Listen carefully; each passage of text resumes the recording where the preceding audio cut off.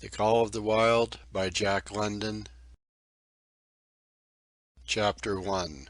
Into the Primitive. Old longing's nomadic leap, chafing at custom's chain, again from its brumal sleep, wakens the ferine strain. Buck did not read the newspapers, or he would have known the trouble was brewing, not alone for himself, but for every tidewater dog, strong of muscle, and with warm, long hair, from Puget Sound to San Diego. Because men, groping in the Arctic darkness, had found a yellow metal, and because steamship and transportation companies were booming the find, thousands of men were rushing into the Northland. These men wanted dogs, and the dogs they wanted were heavy dogs, with strong muscles by which to toil, and furry coats to protect them from the frost. Buck lived at a big house in the sun-kissed Santa Clara Valley. Judge Miller's place, it was called. It stood back from the road, half hidden among the trees, through which glimpses could be caught of the wide, cool veranda that ran around its four sides. The house was approached by gravelled driveways, which wound about through the wide-spreading lawns and under the interlacing boughs of tall poplars. At the rear, things were on even a more spacious scale than at the front. There were great stables where a dozen grooms and boys held forth, rows of vine-clad servants' cottages, an endless and orderly array of outhouses, long grape arbors, green pastures, orchards, and berry patches. Then there was the pumping plant for the artesian well, and the big cement tank where Judge Miller's boys took their morning plunge and kept cool in the hot afternoon. And over this great demesne Buck ruled. Here he was born, and here he had lived the 4 years of his life. It was true, there were other dogs. There could not but be other dogs on so vast a place, but they did not count. They came and went, resided in the populous kennels, or lived obscurely in the recesses of the house, after the fashion of Toots, the Japanese pug, or Isabel, the Mexican hairless, strange creatures that rarely put nose out of doors or set foot to ground. On the other hand, there were the fox terriers, a score of them at least, who yelped fearful promises at Toots and Isabel looking out of the windows at them, and protected by a legion of housemaids armed with brooms and mops. But Buck was neither house dog nor kennel dog. The whole realm was his. He plunged into the swimming tank or went hunting with the Judge's sons. He escorted Molly and Alice, the Judge's daughters, on long twilight or early morning rambles.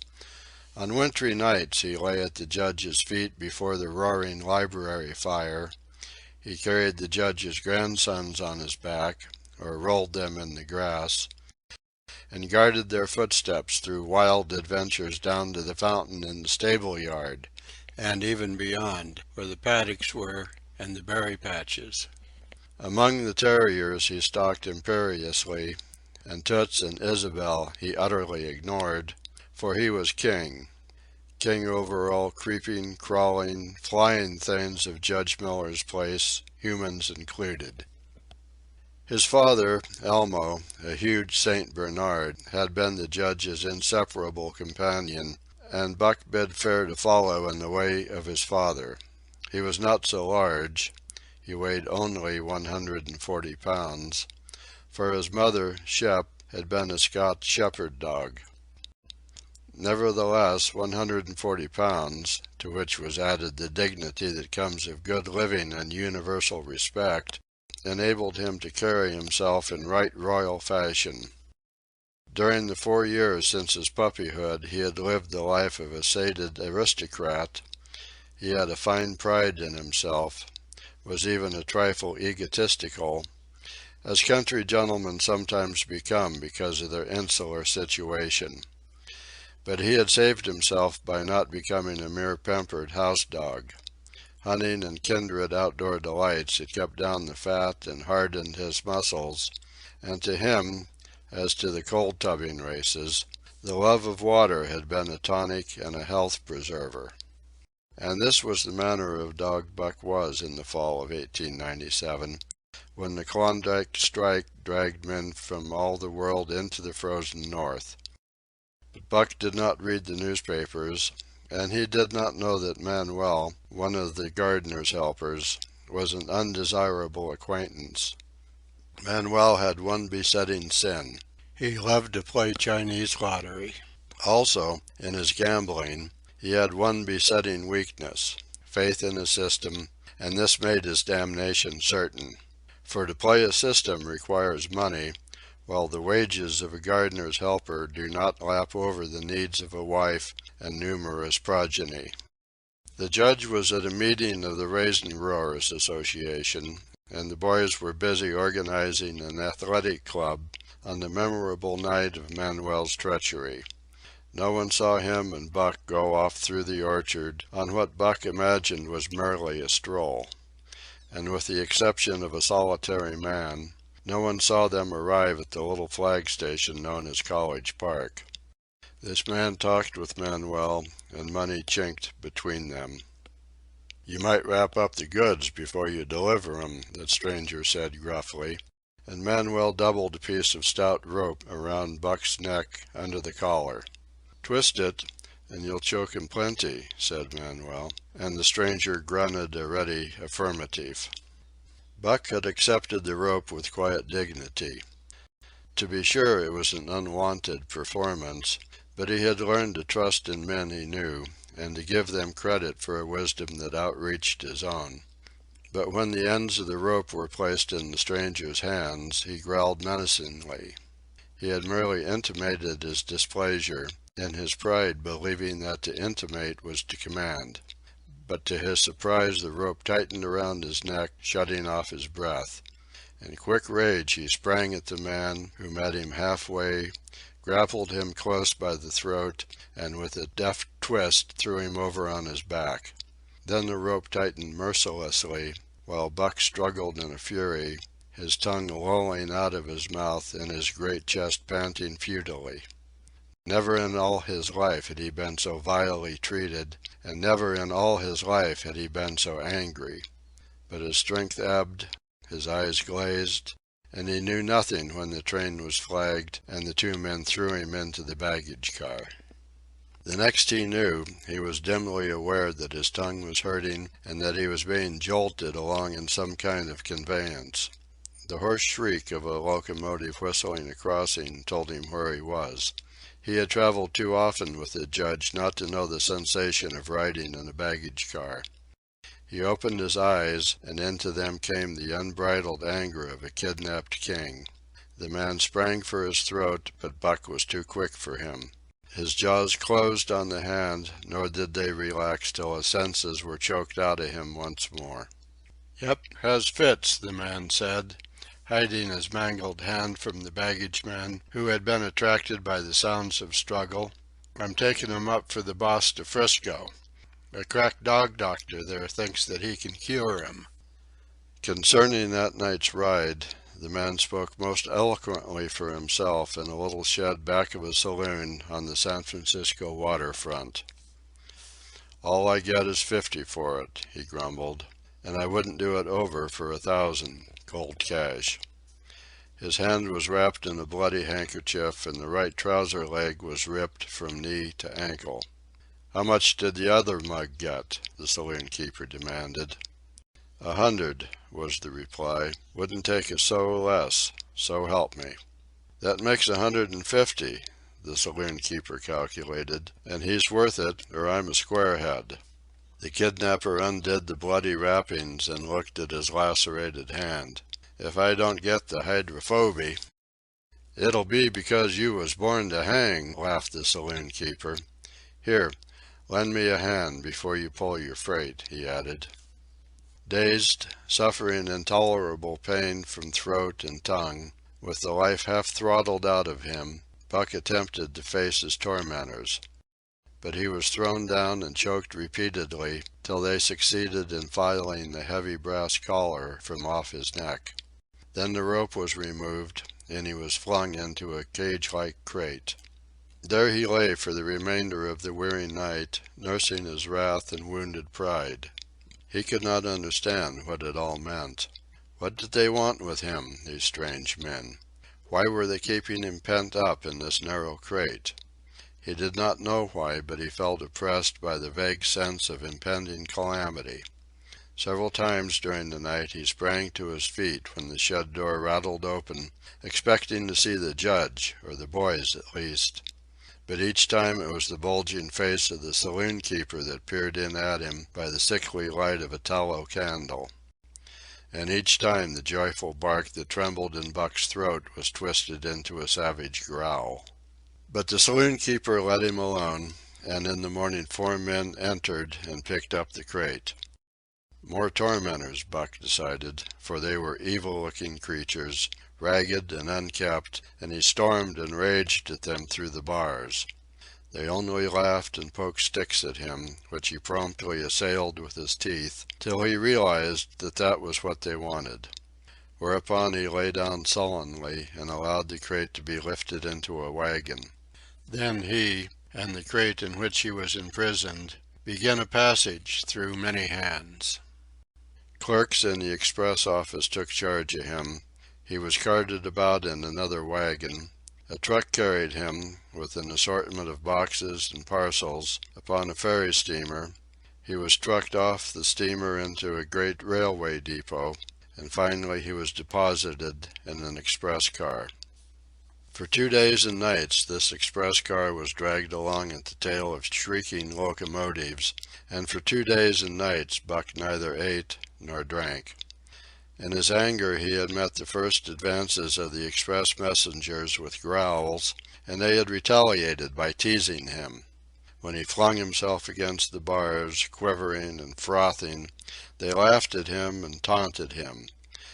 They growled and barked like detestable dogs, mewed, and flapped their arms and crowed. It was all very silly, he knew, but therefore the more outrage to his dignity, and his anger waxed and waxed. He did not mind the hunger so much, but the lack of water caused him severe suffering, and fanned his wrath to fever pitch. For that matter, high-strung and finely sensitive, the ill treatment had flung him into a fever, which was fed by the inflammation of his parched and swollen throat and tongue. He was glad for one thing, the rope was off his neck. That had given them an unfair advantage, but now that it was off he would show them. They would never get another rope around his neck. Upon that he was resolved. For 2 days and nights he neither ate nor drank, and during those 2 days and nights of torment he accumulated a fund of wrath that boded ill for whoever first fell foul of him. His eyes turned bloodshot, and he was metamorphosed into a raging fiend.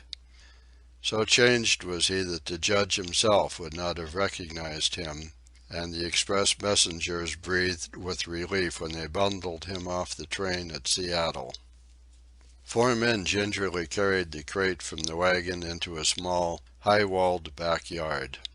A stout man, with a red sweater that sagged generously at the neck, came out and signed the book for the driver. That was the man, Buck divined, the next tormentor, and he hurled himself savagely against the bars. The man smiled grimly and brought a hatchet and a club. "You ain't going to take him out now?" the driver asked. "Sure," the man replied, driving the hatchet into the crate for a pry. There was an instantaneous scattering of the 4 men who had carried it in, and from safe perches on top the wall they prepared to watch the performance. Buck rushed at the splintering wood, sinking his teeth into it, surging and wrestling with it. Wherever the hatchet fell on the outside, he was there on the inside, snarling and growling, as furiously anxious to get out as the man in the red sweater was calmly intent on getting him out. "Now, you red-eyed devil," he said, when he had made an opening sufficient for the passage of Buck's body. At the same time he dropped the hatchet and shifted the club to his right hand. and Buck was truly a red-eyed devil as he drew himself together for the spring, hair bristling, mouth foaming, a mad glitter in his bloodshot eyes. Straight at the man he launched his 140 pounds of fury, surcharged with the pent passion of 2 days and nights. In mid-air, just as his jaws were about to close on the man, he received a shock that checked his body and brought his teeth together with an agonizing clip. He whirled over, fetching the ground on his back and side. He had never been struck by a club in his life, and did not understand. With a snarl that was part bark and more scream, he was again on his feet and launched into the air. And again the shock came and he was brought crushingly to the ground. This time he was aware that it was the club, but his madness knew no caution. A dozen times he charged, and as often the club broke the charge and smashed him down. After a particularly fierce blow, he crawled to his feet, too dazed to rush. He staggered limply about, the blood flowing from nose and mouth and ears, his beautiful coat sprayed and flecked with bloody slaver. Then the men advanced and deliberately dealt him a frightful blow on the nose. All the pain he had endured was as nothing compared with the exquisite agony of this.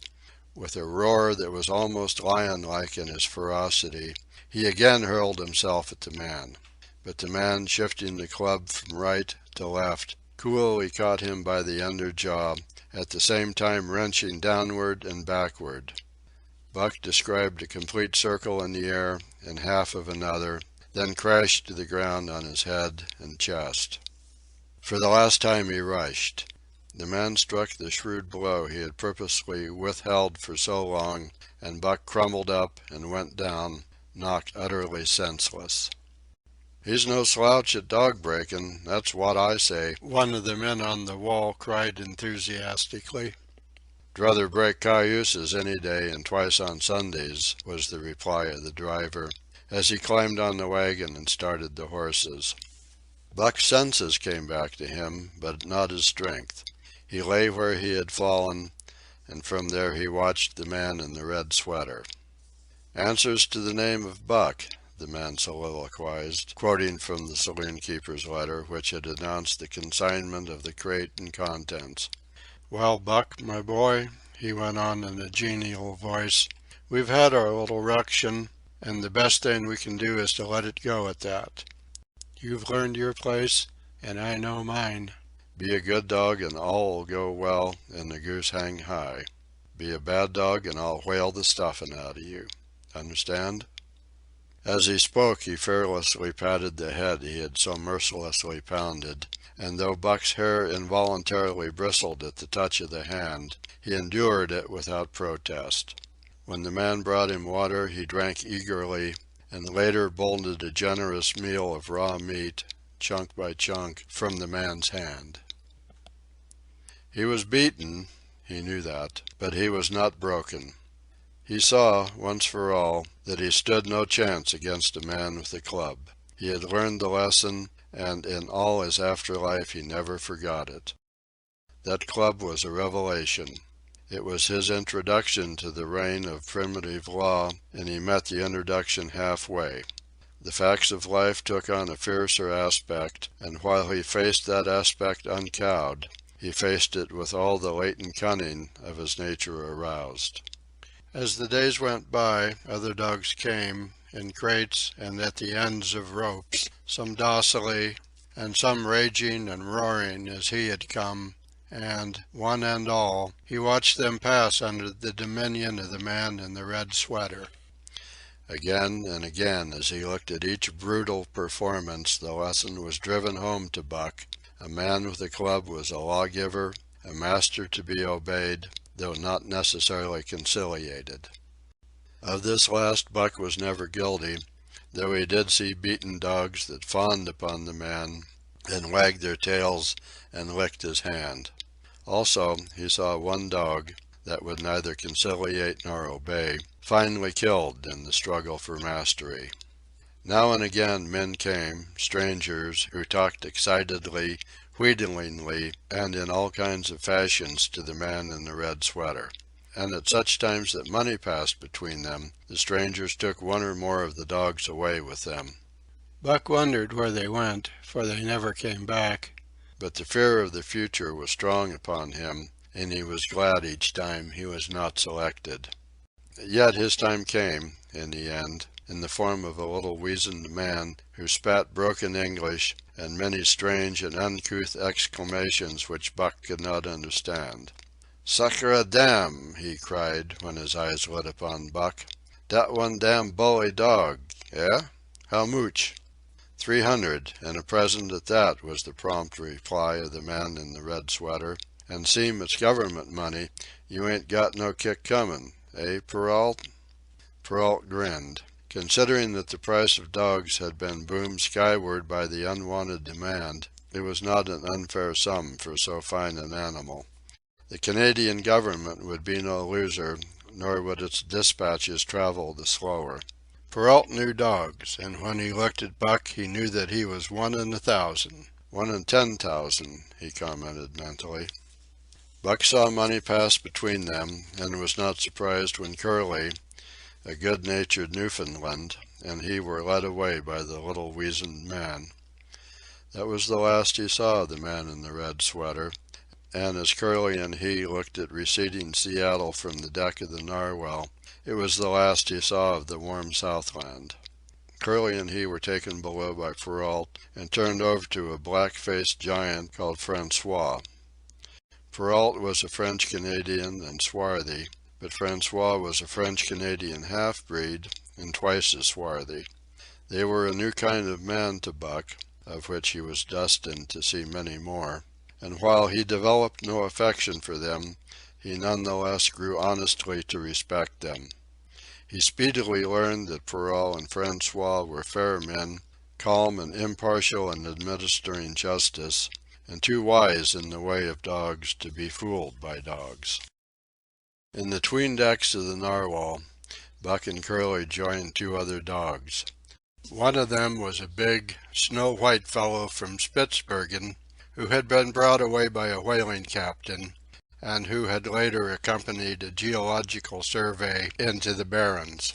He was friendly, in a treacherous sort of way, smiling into one's face the while he meditated some underhand trick, as, for instance, when he stole from Buck's food at the first meal. As Buck sprang to punish him, the lash of Francois's whip sang through the air, reaching the culprit first, and nothing remained to Buck but to recover the bone. That was fair of Francois, he decided, and the half-breed began his rise in Buck's estimation. The other dog made no advances, nor received any. Also, he did not attempt to steal from the newcomers. He was a gloomy, morose fellow, and he showed Curly plainly that all he desired was to be left alone, and further, that there would be trouble if he was not left alone. Dave, he was called, and he ate and slept, or yawned between times, and took interest in nothing, not even when the Narwhal crossed Queen Charlotte Sound and rolled and pitched and bucked like a thing possessed. When Buck and Curly grew excited, half wild with fear, he raised his head as though annoyed, favored them with an incurious glance, yawned, and went to sleep again. Day and night the ship throbbed to the tireless pulse of the propeller, and though one day was very like another, it was apparent to Buck that the weather was steadily growing colder. At last, one morning, the propeller was quiet, and the Narwhal was pervaded with an atmosphere of excitement. He felt it, as did the other dogs, and knew that a change was at hand. Francois leashed them and brought them on deck. At the first step upon the cold surface, Buck's feet sank into a white, mushy something very like mud. He sprang back with a snort. More of this white stuff was falling through the air. He shook himself, but more of it fell upon him. He sniffed it curiously, then licked some up on his tongue. It bit like fire, and the next instant was gone. This puzzled him. He tried it again, with the same result. The onlookers laughed uproariously, and he felt ashamed. He knew not why, for it was his first snow. End of Chapter 1. Chapter 2. The Law of Club and Fang. Buck's first day on the Dyea beach was like a nightmare. Every hour was filled with shock and surprise. He had been suddenly jerked from the heart of civilization and flung into the heart of things primordial. No lazy, sun-kissed life was this, with nothing to do but loaf and be bored. Here was neither peace, nor rest, nor a moment's safety. All was confusion and action, and every moment life and limb were in peril. There was imperative need to be constantly alert, for these dogs and men were not town dogs and men. They were savages, all of them, who knew no law but the law of club and fang. He had never seen dogs fight as these wolfish creatures fought, and his first experience taught him an unforgettable lesson. It is true, it was a vicarious experience, else he would not have lived to profit by it. Curly was the victim. They were camped near the log store, where she, in her friendly way, made advances to a husky dog the size of a full-grown wolf, though not half so large as she. There was no warning, only a leap in like a flash, a metallic clip of teeth, a leap out equally swift, and Curly's face was ripped open from eye to jaw. It was the wolf manner of fighting, to strike and leap away, but there was more to it than this. 30 or 40 huskies ran to the spot and surrounded the combatants in an intent and silent circle. Buck did not comprehend that silent intentness, nor the eager way with which they were licking their chops. Curly rushed her antagonist, who struck again and leaped aside. He met her next rush with his chest, in a peculiar fashion that tumbled her off her feet. She never regained them. This was what the onlooking huskies had waited for. They closed in upon her, snarling and yelping, and she was buried, screaming with agony, beneath the bristling mass of bodies. So sudden was it, and so unexpected, that Buck was taken aback. He saw Spitz run out his scarlet tongue in a way he had of laughing, and he saw Francois, swinging an axe, spring into the mess of dogs. 3 men with clubs were helping him to scatter them. It did not take long. 2 minutes from the time Curly went down, the last of her assailants were clubbed off. But she lay there limp and lifeless in the bloody, trampled snow, almost literally torn to pieces, the swart half-breed standing over her and cursing horribly. The scene often came back to Buck to trouble him in his sleep. So that was the way. No fair play. Once down, that was the end of you. Well, he would see to it that he never went down. Spitz ran out his tongue and laughed again, and from that moment Buck hated him with a bitter and deathless hatred. Before he had recovered from the shock caused by the tragic passing of Curly, he received another shock. Francois fastened upon him an arrangement of straps and buckles. It was a harness, such as he had seen the grooms put on the horses at home. And as he had seen horses work, so he was set to work, hauling Francois on a sled to the forest that fringed the valley, and returning with a load of firewood. Though his dignity was sorely hurt by thus being made a draft animal, he was too wise to rebel. He buckled down with a will and did his best, though it was all new and strange. Francois was stern, demanding instant obedience, and by virtue of his whip receiving instant obedience, while Dave, who was an experienced wheeler, nipped Buck's hindquarters whenever he was in error. Spitz was the leader, likewise experienced, and while he could not always get at Buck, he growled sharp reproof now and again, or cunningly threw his weight in the traces to jerk Buck into the way he should go. Buck learned easily, and under the combined tuition of his two mates and Francois, made remarkable progress. Ere they returned to camp he knew enough to stop at Hoe, to go ahead at Mush, to swing wide on the bends, and to keep clear of the wheeler when the loaded sled shot downhill at their heels. "Three very good dogs," Francois told Perrault. "Dat buck, him pull like hell. I titch him quick as anyt'ing." By afternoon, Perrault, who was in a hurry to be on the trail with his dispatches, returned with two more dogs. Billy and Joe, he called them, two brothers and true huskies both.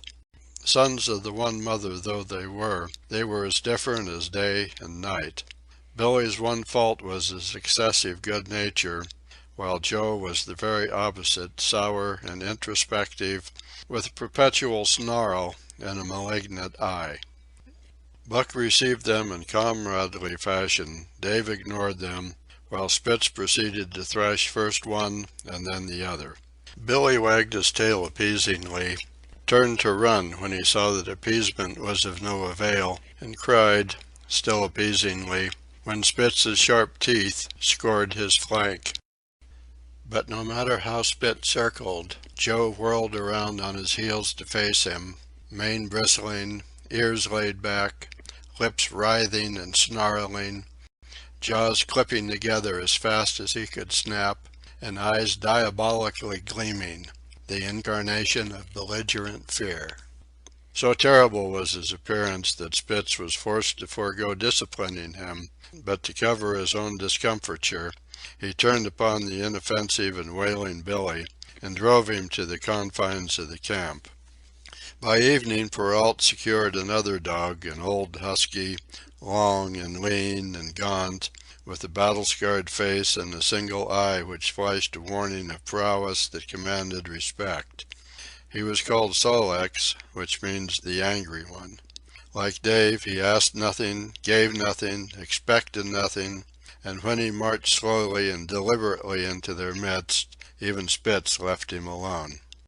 He had one peculiarity which Buck was unlucky enough to discover. He did not like to be approached on his blind side. Of this offense Buck was unwittingly guilty, and the first knowledge he had of his indiscretion was when Sol-leks whirled upon him and slashed his shoulder to the bone for 3 inches up and down. Forever after Buck avoided his blind side, and to the last of their comradeship had no more trouble. His only apparent ambition, like Dave's, was to be left alone, though, as Buck was afterward to learn, each of them possessed one other and even more vital ambition. That night Buck faced the great problem of sleeping. The tent, illumined by a candle, glowed warmly in the midst of the white plain, and when he, as a matter of course, entered it, both Perrault and Francois bombarded him with curses and cooking utensils till he recovered from his consternation and fled ignominiously into the outer cold. A chill wind was blowing that nipped him sharply and bit with especial venom into his wounded shoulder. He lay down on the snow and attempted to sleep, but the frost soon drove him shivering to his feet.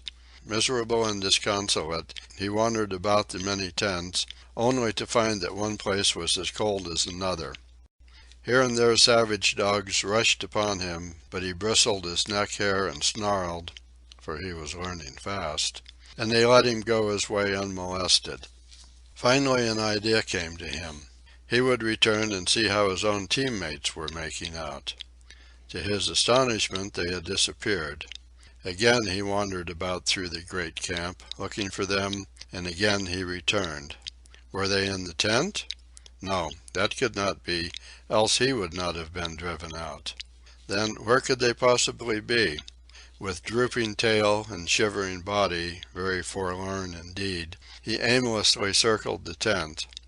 Suddenly the snow gave way beneath his forelegs, and he sank down. Something wriggled under his feet.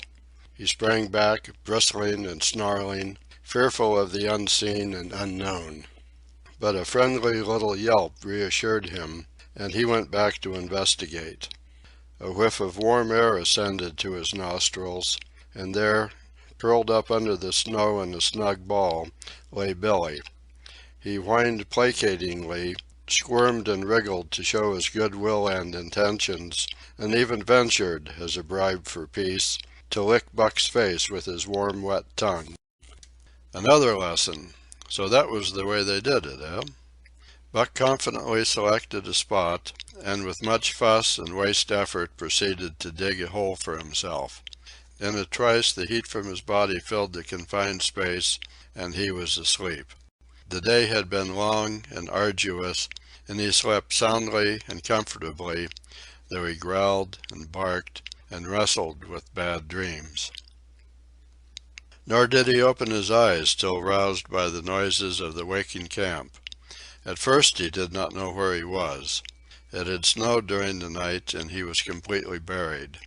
The snow walls pressed him on every side, and a great surge of fear swept through him. The fear of the wild thing for the trap. It was a token that he was harking back through his own life to the lives of his forebears, for he was a civilized dog, an unduly civilized dog, and of his own experience knew no trap and so could not of himself fear it. The muscles of his whole body contracted spasmodically and instinctively, the hair on his neck and shoulders stood on end, and with a ferocious snarl he bounded straight up into the blinding day, the snow flying about him in a flashing cloud. Ere he landed on his feet, he saw the white camp spread out before him, and knew where he was, and remembered all that had passed from the time he went for a stroll with Manuel to the hole he had dug for himself the night before. A shout from Francois hailed his appearance. "What I say," the dog driver cried to Perrault. "Dat Buck for sure learn queek as anyt'ing." Perrault nodded gravely. As courier for the Canadian government, bearing important dispatches, he was anxious to secure the best dogs, and he was particularly gladdened by the possession of Buck. 3 more huskies were added to the team inside an hour, making a total of 9, and before another quarter of an hour had passed, they were in harness and swinging up the trail toward the Dyea Canyon. Buck was glad to be gone, and though the work was hard, he found he did not particularly despise it. He was surprised at the eagerness which animated the whole team, and which was communicated to him, but still more surprising was the change wrought in Dave and Sol-leks. They were new dogs, utterly transformed by the harness.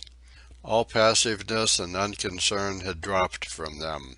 They were alert and active, anxious that the work should go well, and fiercely irritable with whatever, by delay or confusion, retarded that work. The toil of the traces seemed the supreme expression of their being, and all that they lived for, and the only thing in which they took delight. Dave was wheeler, or sled dog.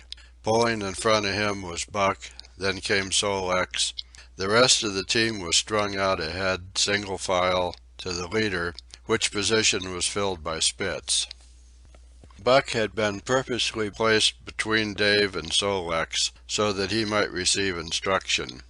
Apt scholar that he was, they were equally apt teachers, never allowing him to linger long in error, and enforcing their teaching with their sharp teeth.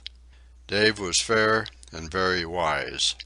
He never nipped Buck without cause, and he never failed to nip him when he stood in need of it. As Francois's whip backed him up, Buck found it to be cheaper to mend his ways than to retaliate. Once during a brief halt, when he got tangled in the traces and delayed the start, both Dave and Sol-leks flew at him and administered a sound trouncing.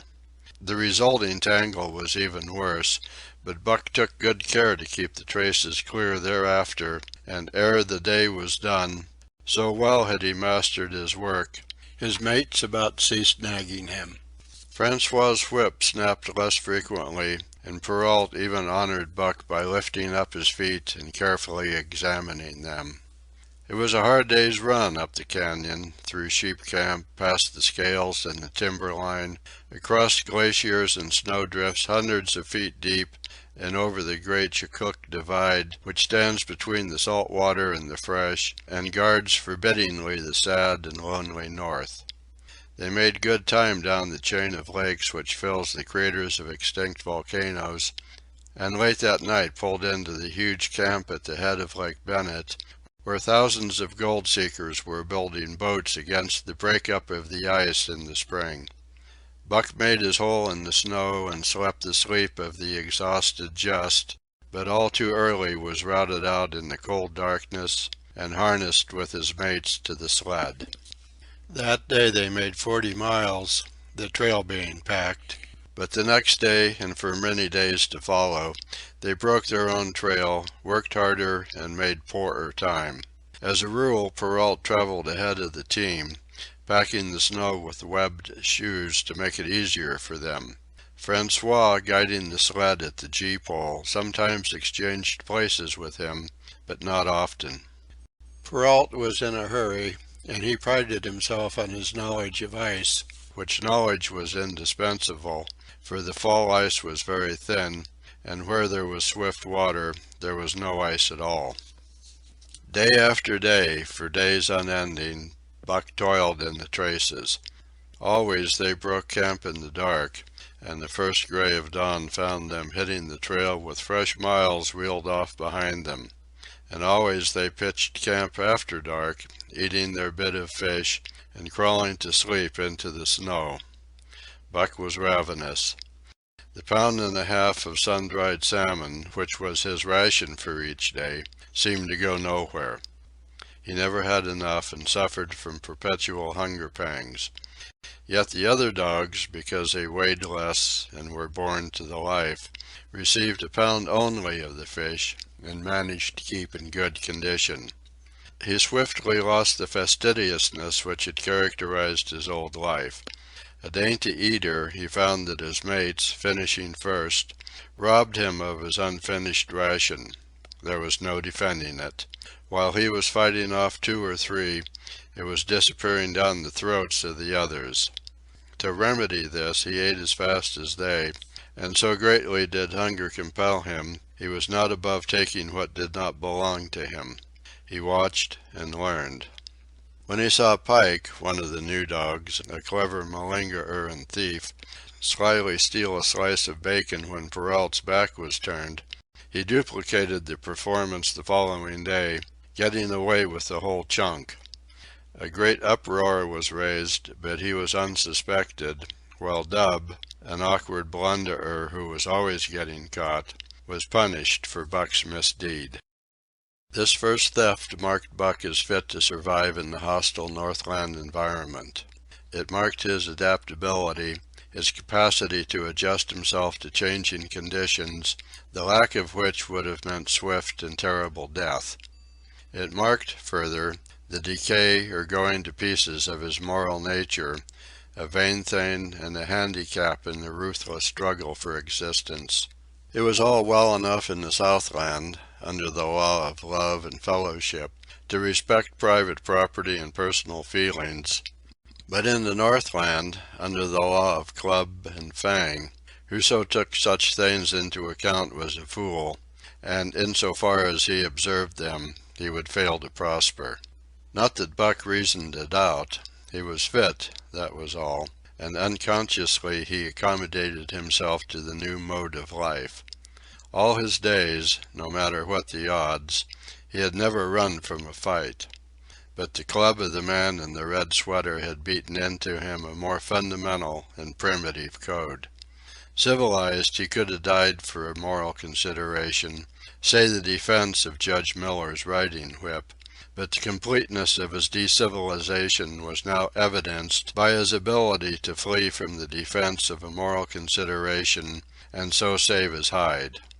He did not steal for joy of it, but because of the clamor of his stomach. He did not rob openly, but stole secretly and cunningly, out of respect for club and fang.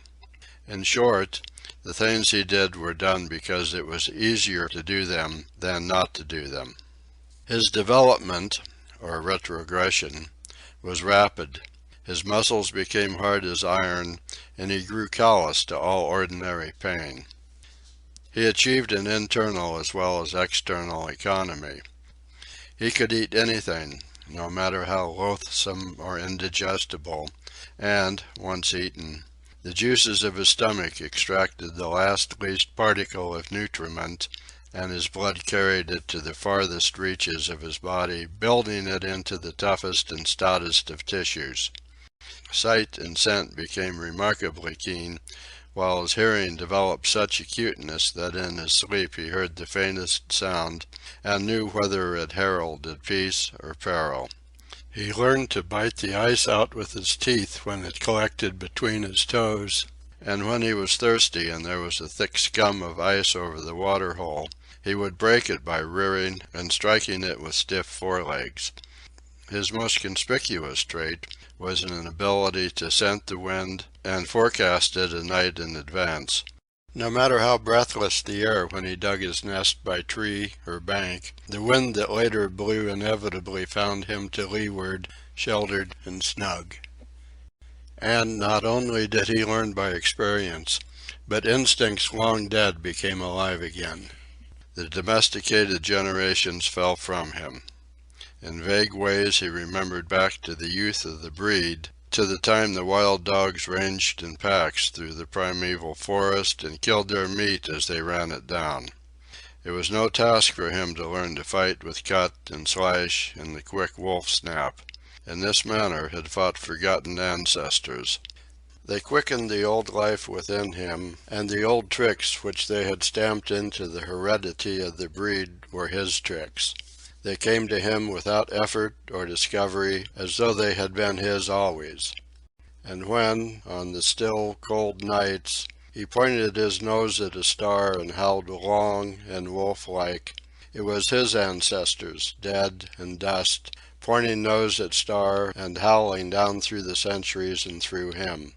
And his cadences were their cadences, the cadences which voiced their woe and what to them was the meaning of the stiffness and the cold and dark. Thus, as token of what a puppet thing life is, the ancient song surged through him, and he came into his own again, and he came because men had found a yellow metal in the north, and because Manuel was a gardener's helper, whose wages did not lap over the needs of his wife and divers small copies of himself. End of Chapter 2. Chapter 3. The Dominant Primordial Beast. The dominant primordial beast was strong in Buck, and under the fierce conditions of trail life it grew and grew. Yet it was a secret growth. His newborn cunning gave him poise and control. He was too busy adjusting himself to the new life to feel at ease, and not only did he not pick fights, but he avoided them whenever possible. A certain deliberateness characterized his attitude. He was not prone to rashness and precipitate action, and in the bitter hatred between him and Spitz he betrayed no impatience, shunned all offensive acts. On the other hand, possibly because he divined in Buck a dangerous rival, Spitz never lost an opportunity of showing his teeth. He even went out of his way to bully Buck, striving constantly to start the fight which could end only in the death of one or the other. Early in the trip this might have taken place had it not been for an unwanted accident. At the end of this day they made a bleak and miserable camp on the shore of Lake Lebarge.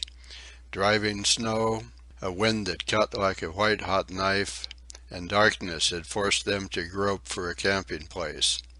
They could hardly have fared worse.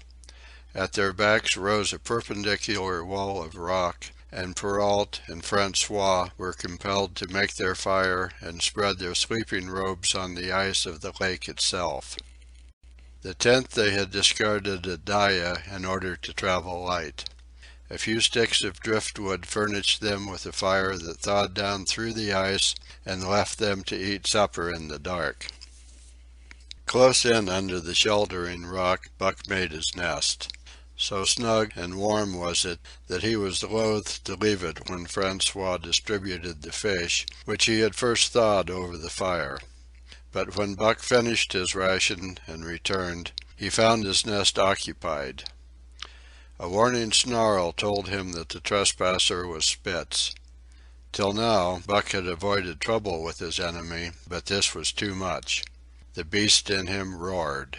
He sprang upon Spitz with a fury which surprised them both, and Spitz particularly, for his whole experience with Buck had gone to teach him that his rifle was an unusually timid dog who managed to hold his own only because of his great weight and size. Francois was surprised, too, when they shot out in a tangle from the disrupted nest, and he divined the cause of the trouble. "Ah!" he cried to Buck. "Give it to him, by gar! Give it to him, the dirty thief!" Spitz was equally willing. He was crying with sheer rage and eagerness as he circled back and forth for a chance to spring in. Buck was no less eager and no less cautious as he likewise circled back and forth for the advantage. But it was then that the unexpected happened, the thing which projected their struggle for supremacy far into the future, past many a weary mile of trail and toil. An oath from Perrault, the resounding impact of a club upon a bony frame, and a shrill yelp of pain heralded the breaking forth of pandemonium. The camp was suddenly discovered to be alive with skulking furry forms. Starving huskies, 4 or 5 score of them, who had scented the camp from some Indian village.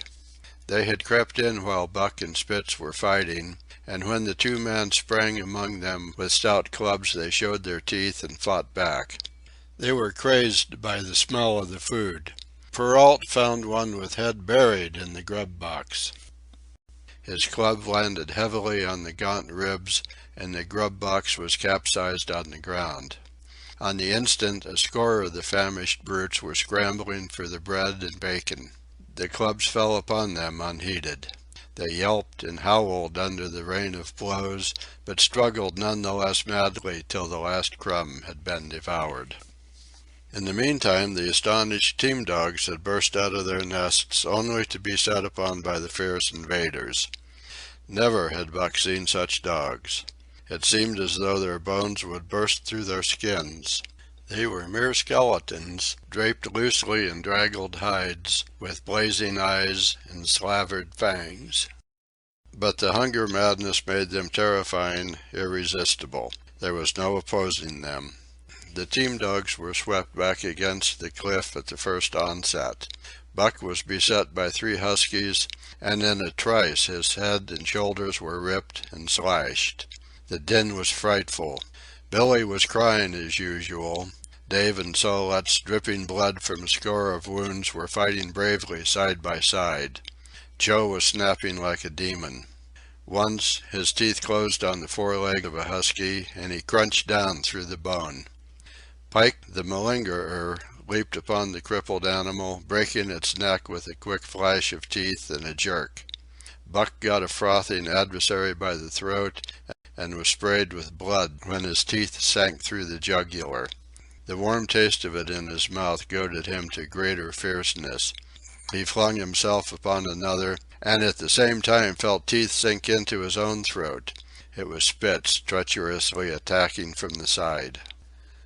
Perrault and Francois, having cleaned out their part of the camp, hurried to save their sled dogs. The wild wave of famished beasts rolled back before them, and Buck shook himself free, but it was only for a moment. The 2 men were compelled to run back to save the grub, upon which the huskies returned to the attack on the team. Billy, terrified into bravery, sprang through the savage circle and fled away over the ice. Pike and Dub followed on his heels, with the rest of the team behind. As Buck drew himself together to spring after them, out of the tail of his eye he saw Spitz rush upon him with the evident intention of overthrowing him.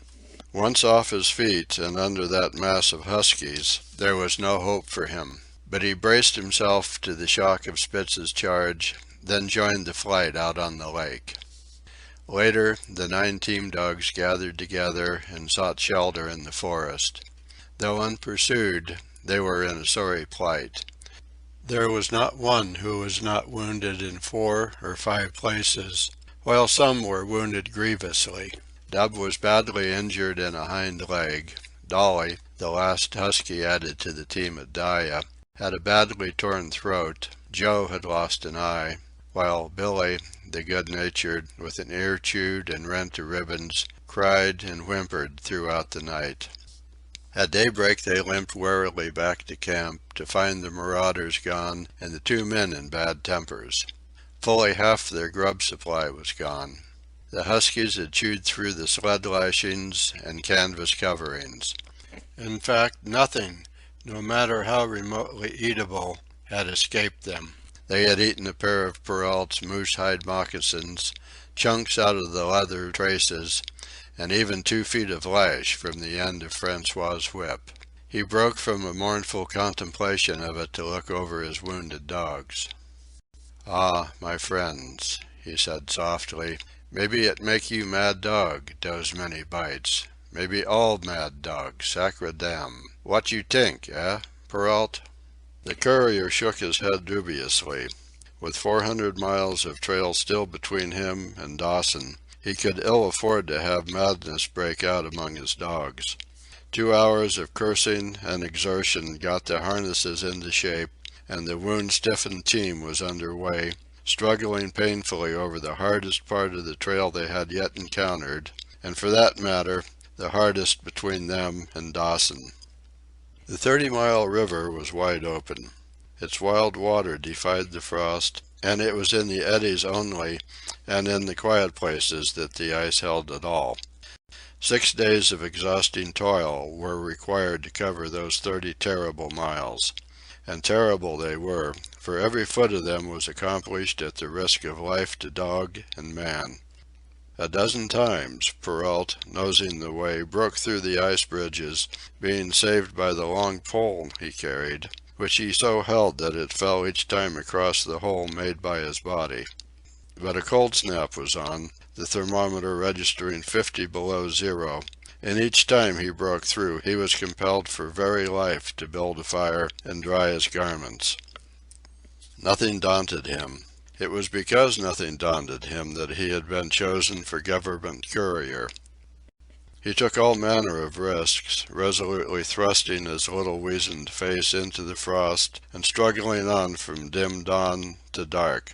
He skirted the frowning shores on rim ice that bent and crackled underfoot and upon which they dared not halt. Once the sled broke through with Dave and Buck, and they were half frozen and all but drowned by the time they were dragged out. The usual fire was necessary to save them. They were coated solidly with ice, and the 2 men kept them on the run around the fire, sweating and thawing, so close that they were singed by the flames. At another time Spitz went through, dragging the whole team after him up to Buck, who strained backward with all his strength, his forepaws on the slippery edge and the ice quivering and snapping all around. But behind him was Dave, likewise straining backwards, and behind the sled was Francois, pulling till his tendons cracked. Again, the rim ice broke away before and behind, and there was no escape except up the cliff. Perrault scaled it by a miracle, while Francois prayed for just that miracle, and with every thong and sled lashing and the last bit of harness rove into a long rope, the dogs were hoisted, one by one, to the cliff crest. Francois came up last after the sled and load. Then came the search for a place to descend, which descent was ultimately made by the aid of the rope, and night found them back on the river with a quarter of a mile to the day's credit. By the time they made the Hootalingua and good ice, Buck was played out. The rest of the dogs were in like condition, but Perrault, to make up lost time, pushed them late and early. The first day they covered 35 miles to the Big Salmon. The next day 35 more to the Little Salmon. The third day 40 miles, which brought them well up toward the Five Fingers. Buck's feet were not so compact and hard as the feet of the huskies. His had softened during the many generations since the day his last wild ancestor was tamed by a cave dweller or riverman. All day long he limped in agony, and, camp once made, lay down like a dead dog. Hungry as he would not move to receive his ration of fish, which Francois had to bring to him. Also, the dog driver rubbed Buck's feet for half an hour each night after supper, and sacrificed the tops of his own moccasins to make 4 moccasins for Buck. This was a great relief, and Buck caused even the weazened face of Perrault to twist itself into a grin one morning when Francois forgot the moccasins and Buck lay on his back, his 4 feet waving appealingly in the air, and refused to budge without them. Later his feet grew hard to the trail, and the worn-out footgear was thrown away. At the Pelly, one morning, as they were harnessing up, Dolly, who had never been conspicuous for anything, went suddenly mad. She announced her condition by a long, heart-breaking wolf howl that sent every dog bristling with fear, then sprang straight for Buck. He had never seen a dog go mad, nor did he have any reason to fear madness, yet he knew that here was horror, and fled away from it in a panic. Straight away he raced, with Dolly, panting and frothing, 1 leap behind. Nor could she gain on him, so great was his terror, nor could he leave her, so great was her madness. He plunged through the wooded breast of the island, fled down to the lower end, crossed a back channel filled with rough ice to another island, gained a 3rd island, curved back to the main river, and in desperation started to cross it. And all the time, though he did not look, he could hear her snarling just 1 leap behind. Francois called to him a 1/4 of a mile away, and he doubled back, still 1 leap ahead, gasping painfully for air and putting all his faith in that Francois would save him. The dog driver held the axe poised in his hand, and as Buck shot past him, the axe crashed down upon Mad Dolly's head. Buck staggered over against the sled, exhausted, sobbing for breath, helpless. This was Spitz's opportunity. He sprang upon Buck, and twice his teeth sank into his unresisting foe and ripped and tore the flesh to the bone. Then Francois's lash descended, and Buck had the satisfaction of watching Spitz receive the worst whipping as yet administered to any of the teams. "One devil, dat Spitz," remarked Perrault. "Some damn day him killed dat Buck." "Dat Buck 2 devils," was Francois's rejoinder. "All de time I watch dat Buck I know for sure. Listen, some damn fine day him get mad lak hell, and den him chew dat Spitz all up and spit him out on de snow. Sure, I know." From then on it was war between them. Spitz, as lead dog and acknowledged master of the team, felt his supremacy threatened by this strange Southland dog. And strange Buck was to him, for of the many Southland dogs he had known, not one had shown up worthily in camp and on trail. They were all too soft, dying under the toil, the frost, and starvation. Buck was the exception. He alone endured and prospered, matching the husky in strength, savagery, and cunning. Then he was a masterful dog, and what made him dangerous was the fact that the club of the man in the red sweater had knocked all blind pluck and rashness out of his desire for mastery. He was preeminently cunning, and could bide his time with a patience that was nothing less than primitive. It was inevitable that the clash for leadership should come. Buck wanted it. He wanted it because it was his nature, because he had been gripped tight by that nameless, incomprehensible pride of the trail and trace, that pride which holds dogs in the toil to the last gasp, which lures them to die joyfully in the harness, and breaks their hearts if they are cut out of the harness. This was the pride of Dave as wheel dog, of Sol-leks as he pulled with all his strength, the pride that laid hold of them at break of camp, transforming them from sour and sullen brutes into straining, eager, ambitious creatures, the pride that spurred them on all day and dropped them at pitch of camp at night, letting them fall back into gloomy unrest and uncontent.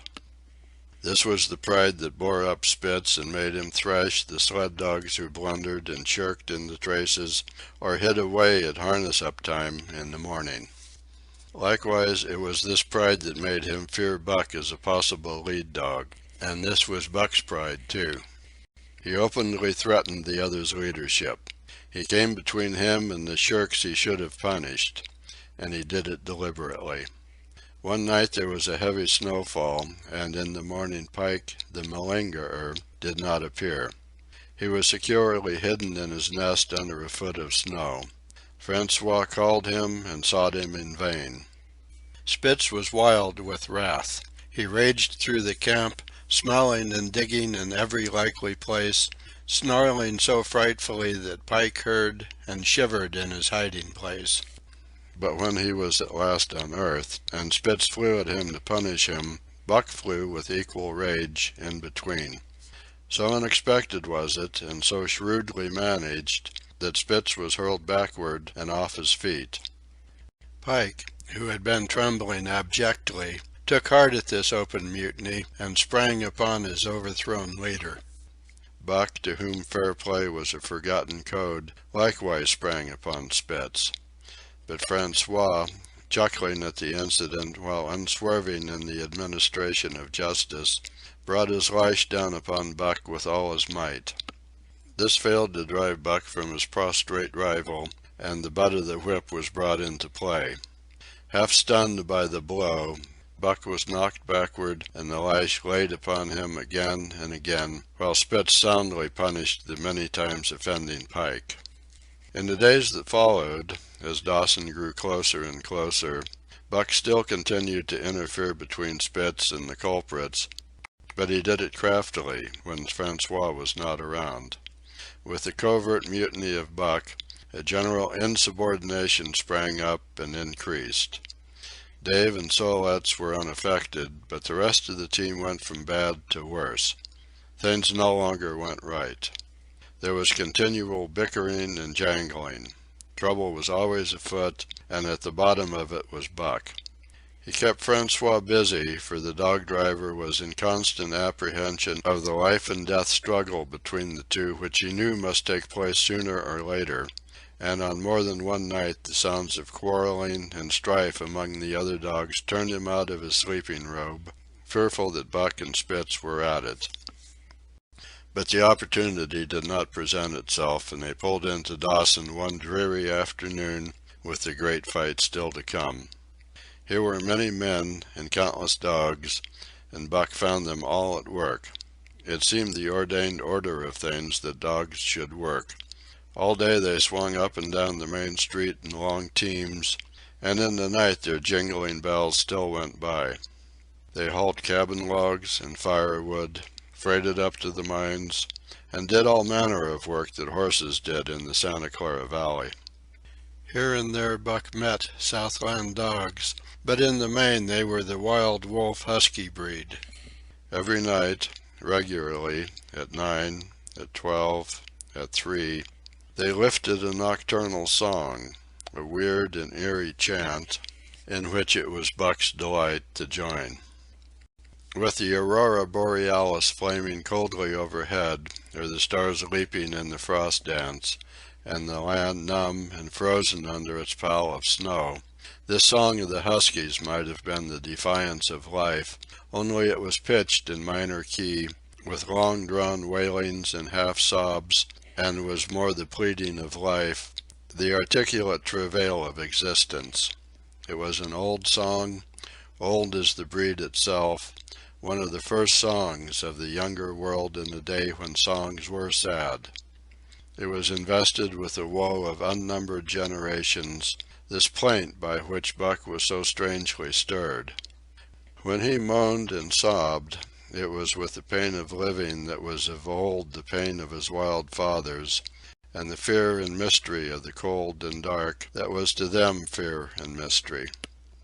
And that he should be stirred by it marked the completeness with which he harked back through the ages of fire and roof to the raw beginnings of life in the howling ages. 7 days from the time they pulled into Dawson, they dropped down the steep bank by the barracks to the Yukon Trail and pulled for Dyea and Salt Water. Perrault was carrying dispatches, if anything more urgent than those he had brought in. Also, the travel pride had gripped him, and he proposed to make the record trip of the year. Several things favored him in this. The week's rest had recuperated the dogs and put them in thorough trim. The trail they had broken into the country was packed hard by later journeyers. And further, the police had arranged in 2 or 3 places deposits of grub for dog and man, and he was traveling light. They made 60 Mile, which is a 50-mile run, on the first day, and the second day saw them booming up the Yukon well on their way to Pelly. But such splendid running was achieved not without great trouble and vexation on the part of Francois. The insidious revolt led by Buck had destroyed the solidarity of the team. It no longer was as one dog leaping in the traces. The encouragement Buck gave the rebels led them into all kinds of petty misdemeanors. No more was Spitz a leader greatly to be feared. The old awe departed, and they grew equal to challenging his authority. Pike robbed him of half a fish one night and gulped it down under the protection of Buck. Another night Dub and Joe fought Spitz and made him forgo the punishment they deserved.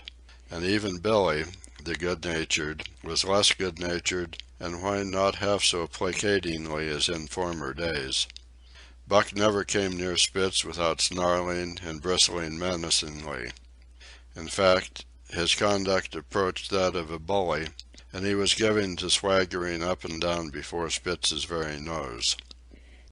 The breaking down of discipline likewise affected the dogs in their relations with one another. They quarreled and bickered more than ever among themselves, till at times the camp was a howling bedlam. Dave and Sol-leks alone were unaltered, though they were made irritable by the unending squabbling. Francois swore strange, barbarous oaths, and stamped the snow in futile rage, and tore his hair. His lash was always singing among the dogs, but it was of small avail. Directly his back was turned, they were at it again. He backed up Spitz with his whip, while Buck backed up the remainder of the team. Francois knew he was behind all the trouble, and Buck knew he knew, but Buck was too clever ever again to be caught red-handed.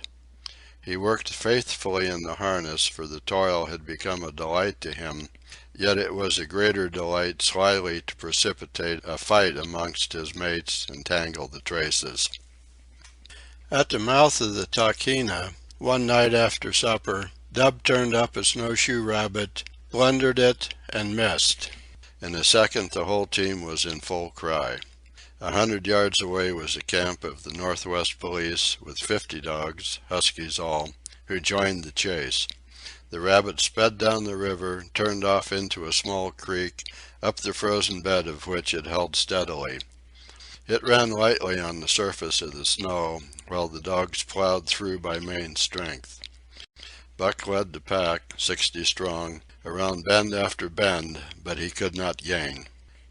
He lay down low to the race, whining eagerly, his splendid body flashing forward, leap by leap, in the wan, white moonlight. And leap by leap, like some pale frost wraith, the snowshoe rabbit flashed on ahead.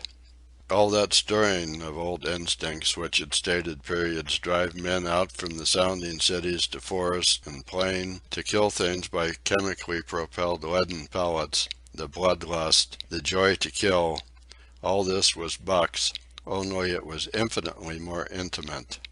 He was raging at the head of the pack, running the wild thing down, the living meat, to kill with his own teeth and wash his muzzle to the eyes in warm blood. There is an ecstasy that marks the summit of life, and beyond which life cannot rise. And such is the paradox of living. This ecstasy comes when one is most alive, and it comes as a complete forgetfulness that one is alive. This ecstasy, this forgetfulness of living, comes to the artist, caught up and out of himself in a sheet of flame. It comes to the soldier war mad on a stricken field and refusing quarter, and it came to Buck, leading the pack, sounding the old wolf cry, straining after the food that was alive and that fled swiftly before him through the moonlight. He was sounding the deeps of his nature, and of the parts of his nature that were deeper than he, going back into the womb of time. He was mastered by the sheer surging of life, the tidal wave of being, the perfect joy of each separate muscle, joint, and sinew in that it was everything that was not death, that it was aglow and rampant, expressing itself in movement, flying exultantly under the stars and over the face of dead matter that did not move. But Spitz, cold and calculating even in his supreme moods, left the pack and cut across a narrow neck of land where the creek made a long bend around. Buck did not know of this, and as he rounded the bend, the frost wraith of a rabbit still flitting before him, he saw another and larger frost wraith leap from the overhanging bank into the immediate path of the rabbit. It was Spitz. The rabbit could not turn, and as the white teeth broke its back in midair, it shrieked as loudly as a stricken man may shriek. At sound of this, the cry of life plunging down from life's apex in the grip of death, the fall pack at Buck's heels raised a hell's chorus of delight. Buck did not cry out. He did not check himself, but drove in upon Spitz, shoulder to shoulder, so hard that he missed the throat. They rolled over and over in the powdery snow. Spitz gained his feet almost as though he had not been overthrown, slashing Buck down the shoulder and leaping clear.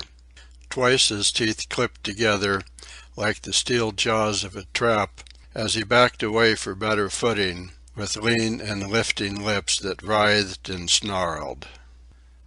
In a flash Buck knew it. The time had come. It was to the death. As they circled about, snarling, ears laid back, keenly watchful for the advantage, the scene came to Buck with a sense of familiarity. He seemed to remember it all, the white woods, and earth, and moonlight, and the thrill of battle.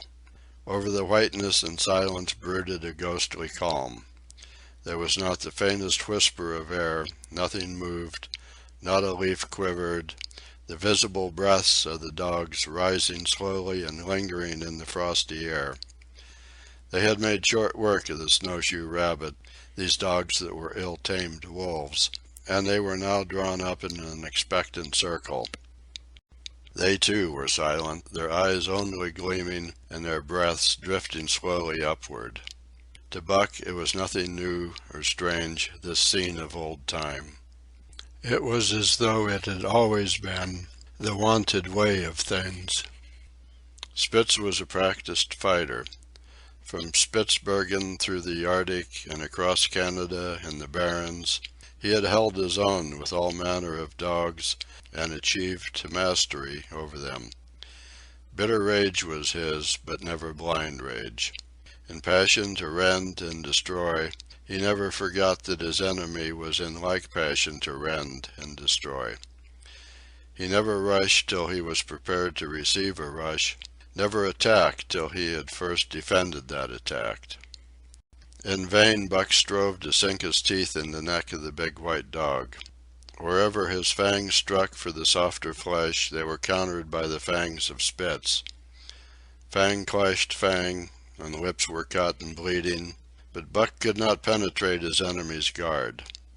Then he warmed up and enveloped Spitz in a whirlwind of rushes. Time and time again he tried for the snow-white throat, where life bubbled near to the surface, and each time and every time Spitz slashed him and got away. Then Buck took to rushing as though for the throat, when suddenly drawing back his head and curving in from the side, he would drive his shoulder at the shoulder of Spitz as a ram by which to overthrow him. But instead, Buck's shoulder was slashed down each time as Spitz leaped lightly away. Spitz was untouched, while Buck was streaming with blood and panting hard. The fight was growing desperate. and all the while the silent and wolfish circle waited to finish off whichever dog went down. As Buck grew winded, Spitz took to rushing, and he kept him staggering for footing. Once Buck went over, and the whole circle of 60 dogs started up, but he recovered himself, almost in mid-air, and the circle sank down again and waited.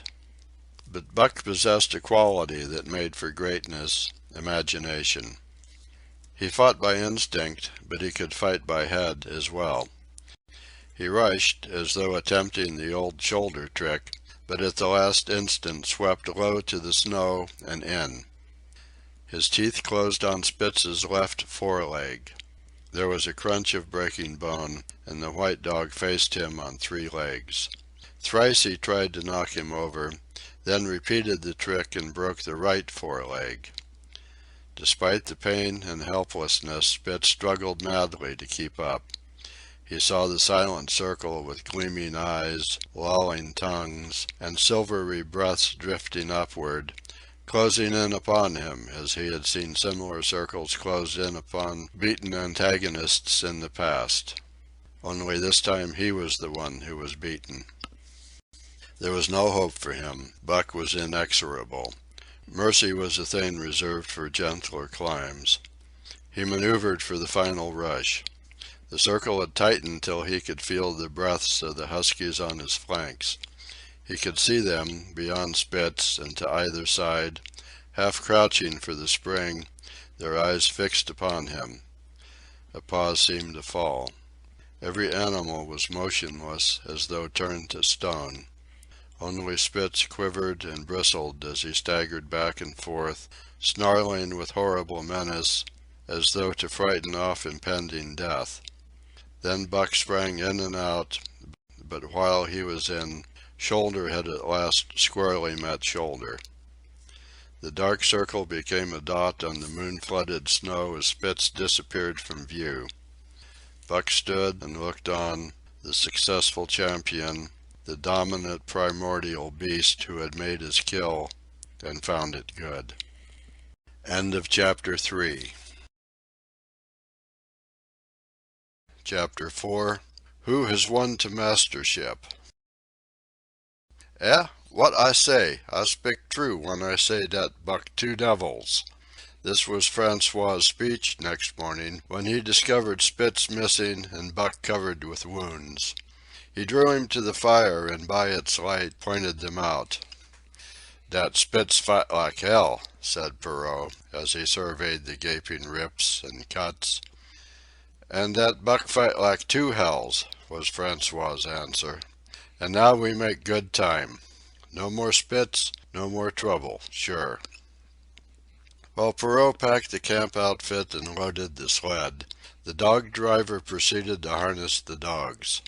Buck trotted up to the place Spitz would have occupied as leader, but Francois, not noticing him, brought Sol-leks to the coveted position. In his judgment, Sol-leks was the best lead dog left. Buck sprang upon Sol-leks in a fury, driving him back and standing in his place. Francois cried, slapping his thighs gleefully. "Look at dat Buck! Him kill dat Spitz, him tink to take de job." "Go away, Chook!" he cried, but Buck refused to budge. He took Buck by the scruff of the neck, and though the dog growled threateningly, dragged him to one side and replaced Sol-leks. The old dog did not like it, and showed plainly that he was afraid of Buck. Francois was obdurate, but when he turned his back, Buck again displaced Sol-leks, who was not at all unwilling to go. Francois was angry. "Now, by gar, I feex you," he cried, coming back with a heavy club in his hand. Buck remembered the man in the red sweater and retreated slowly, nor did he attempt to charge in when Sol-leks was once more brought forward. But he circled just beyond the range of the club, snarling with bitterness and rage, and while he circled he watched the club so as to dodge it if thrown by Francois, for he was become wise in the way of clubs. The driver went about his work, and he called to Buck when he was ready to put him in his old place in front of Dave. Buck retreated 2 or 3 steps. Francois followed him up, whereupon he again retreated. After some time of this, Francois threw down the club, thinking that Buck feared a thrashing. But Buck was in open revolt. He wanted not to escape a clubbing, but to have the leadership. It was his by right. He had earned it, and he would not be content with less. Perrault took a hand. Between them they ran him about for the better part of an hour. They threw clubs at him. He dodged. They cursed him, and his fathers and mothers before him, and all his seed to come after him down to the remotest generation, and every hair on his body and drop of blood in his veins, and he answered curse with snarl, and kept out of their reach. He did not try to run away, but retreated around and around the camp, advertising plainly that when his desire was met, he would come in and be good. Francois sat down and scratched his head. Perrault looked at his watch and swore. Time was flying, and they should have been on the trail an hour gone. Francois scratched his head again. He shook it and grinned sheepishly at the courier, who shrugged his shoulders in sign that they were beaten. Then Francois went up to where Sol-leks stood and called to Buck. Buck laughed, as dogs laugh, yet kept his distance. Francois unfastened Sol-leks's traces and put him back in his old place. The team stood harnessed to the sled in an unbroken line, ready for the trail. There was no place for Buck save at the front. Once more Francois called, and once more Buck laughed and kept away. "Throw down the club," Perrault commanded. Francois complied, whereupon Buck trotted in, laughing triumphantly, and swung around into position at the head of the team. His traces were fastened, the sled broken out, and with both men running they dashed out onto the river trail. Highly as the dog driver had forevalued Buck with his 2 devils, he found, while the day was yet young, that he had undervalued. At a bound Buck took up the duties of leadership, and where judgment was required, and quick thinking and quick acting, he showed himself the superior even of Spitz, of whom Francois had never seen an equal. But it was in giving the law and making his mates live up to it that Buck excelled. Dave and Sol-leks did not mind the change in leadership. It was none of their business. Their business was to toil, and toil mightily, in the traces. So long as that were not interfered with, they did not care what happened. Billy the good-natured could lead for all they cared, so long as he kept order. The rest of the team, however, had grown unruly during the last days of Spitz, and their surprise was great now that Buck proceeded to lick them into shape. Pike, who pulled at Buck's heels, and who never put an ounce more of his weight against the breastband than he was compelled to do, was swiftly and repeatedly shaken for loafing, and ere the first day was done, he was pulling more than ever before in his life. The first night in camp, Joe, the sour one, was punished roundly, a thing that Spitz had never succeeded in doing. Buck simply smothered him by virtue of superior weight, and cut him up till he ceased snapping and began to whine for mercy. The general tone of the team picked up immediately. It recovered its old-time solidarity, and once more the dogs leaped as one dog in the traces. At the Rink Rapids, 2 native huskies, Teek and Koona, were added, and the celerity with which Buck broke them in took away Francois's breath. "Nev' such a dog as dat Buck," he cried. "No, nev' Heem worth $1,000, by gar. Eh? What you say, Perrault?" And Perrault nodded. He was ahead of the record then, and gaining day by day. The trail was in excellent condition, well packed and hard, and there was no new fallen snow with which to contend. It was not too cold. The temperature dropped to 50 below zero and remained there the whole trip. The men rode and ran by turn, and the dogs were kept on the jump with but infrequent stoppages. The 30-mile river was comparatively coated with ice, and they covered in 1 day going out what had taken them 10 days coming in. In one run they made a 60-mile dash from the foot of Lake Lebarge to the White Horse Rapids, across Marsh, Tagish, and Bennett, 70 miles of lakes. They flew so fast that the man whose turn it was to run towed behind the sled at the end of a rope. And on the last night of the second week they topped White Pass and dropped down the sea slope with the lights of Skagway and of the shipping at their feet. It was a record run. Each day for 14 days they had averaged 40 miles. For 3 days Perrault and Francois threw chests up and down the main street of Skagway and were deluged with invitations to drink, while the team was the constant center of a worshipful crowd of dog-busters and mushers.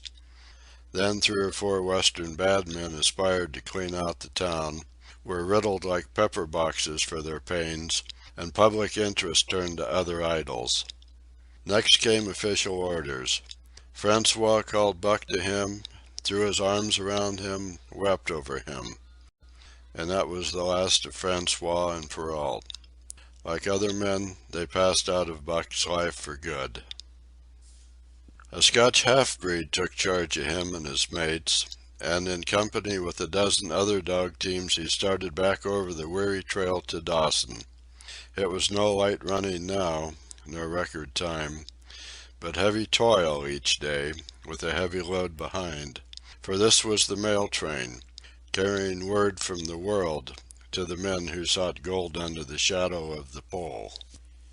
Buck did not like it, but he bore up well to the work, taking pride in it after the manner of Dave and Sol-leks, and seeing that his mates, whether they prided in it or not, did their fair share. It was a monotonous life, operating with machine-like regularity. One day was very like another. At a certain time each morning the cooks turned out, fires were built, and breakfast was eaten. Then, while some broke camp, others harnessed the dogs, and they were under way an hour or so before the darkness fell which gave warning of dawn. At night camp was made. Some pitched the flies, others cut firewood and pine boughs for the beds, and still others carried water or ice for the cooks.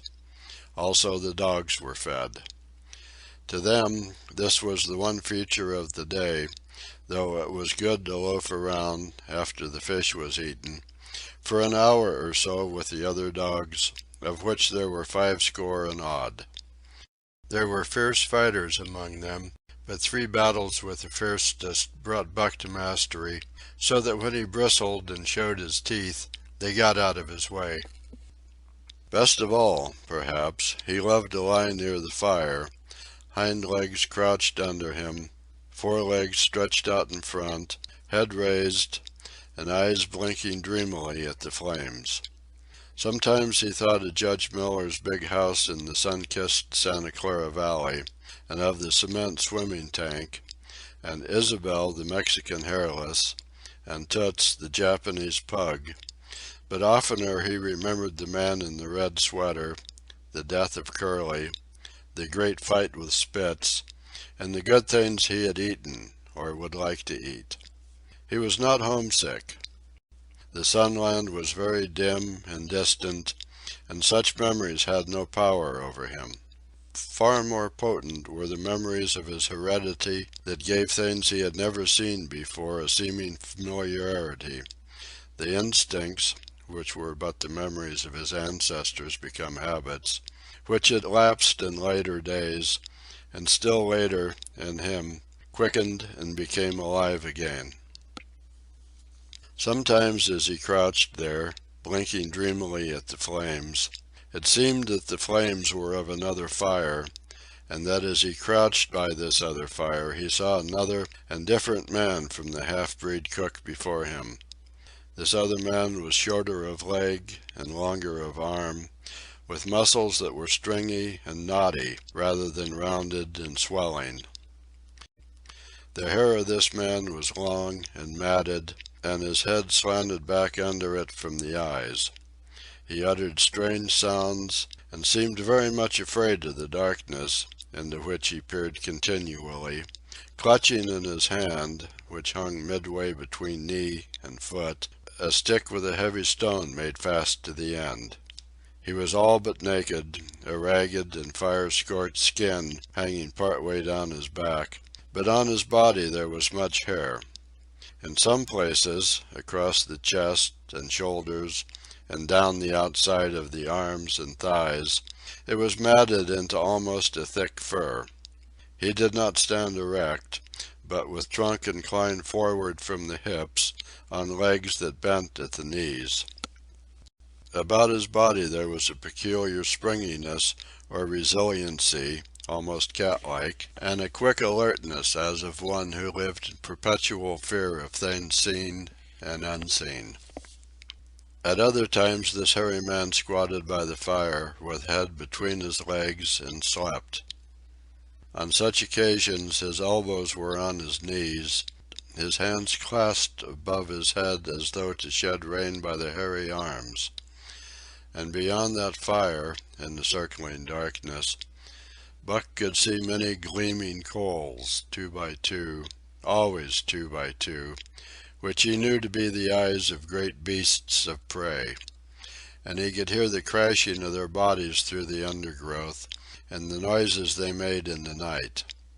And dreaming there by the Yukon bank, with lazy eyes blinking at the fire, these sounds and sights of another world would make the hair to rise along his back, and stand on end across his shoulders and up his neck, till he whimpered low and suppressedly, or growled softly, and the half-breed cook shouted at him, "Hey, you Buck, wake up!" Whereupon the other world would vanish, and the real world come into his eyes, and he would get up and yawn and stretch, as though he had been asleep. It was a hard trip, with the mail behind them, and the heavy work wore them down. They were short of weight and in poor condition when they made Dawson, and should have had a 10 days' or a week's rest at least. But in 2 days' time they dropped down the Yukon bank from the barracks, loaded with letters for the outside. The dogs were tired, the drivers grumbling, and to make matters worse, it snowed every day. This meant a soft trail, greater friction on the runners, and heavier pulling for the dogs. Yet the drivers were fair through it all, and did their best for the animals. Each night the dogs were attended to first. They ate before the drivers ate, and no man sought his sleeping robe till he had seen to the feet of the dogs he drove. Still, their strength went down.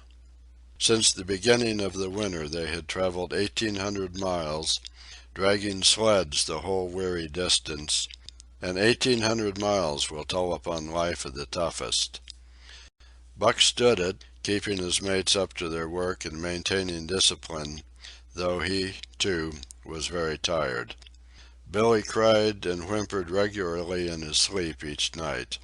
Joe was sourer than ever, and Sol-leks was unapproachable, blind side or other side. But it was Dave who suffered most of all. Something had gone wrong with him. He became more morose and irritable, and when camp was pitched at once made his nest, where his driver fed him. Once out of the harness and down, he did not get on his feet again till harness-up time in the morning.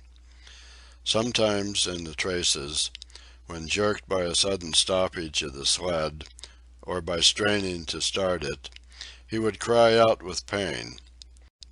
The driver examined him, but could find nothing. All the drivers became interested in his case. They talked it over at mealtime, and over their last pipes before going to bed, and one night they held a consultation. He was brought from his nest to the fire, and was pressed and prodded till he cried out many times.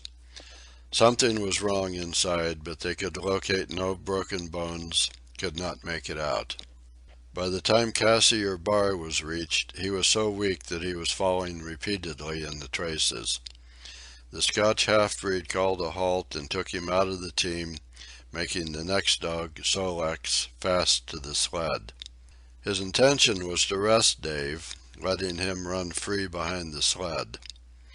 Sick as he was, Dave resented being taken out, grunting and growling while the traces were unfastened, and whimpering broken-heartedly when he saw Sol-leks in the position he had held and served so long.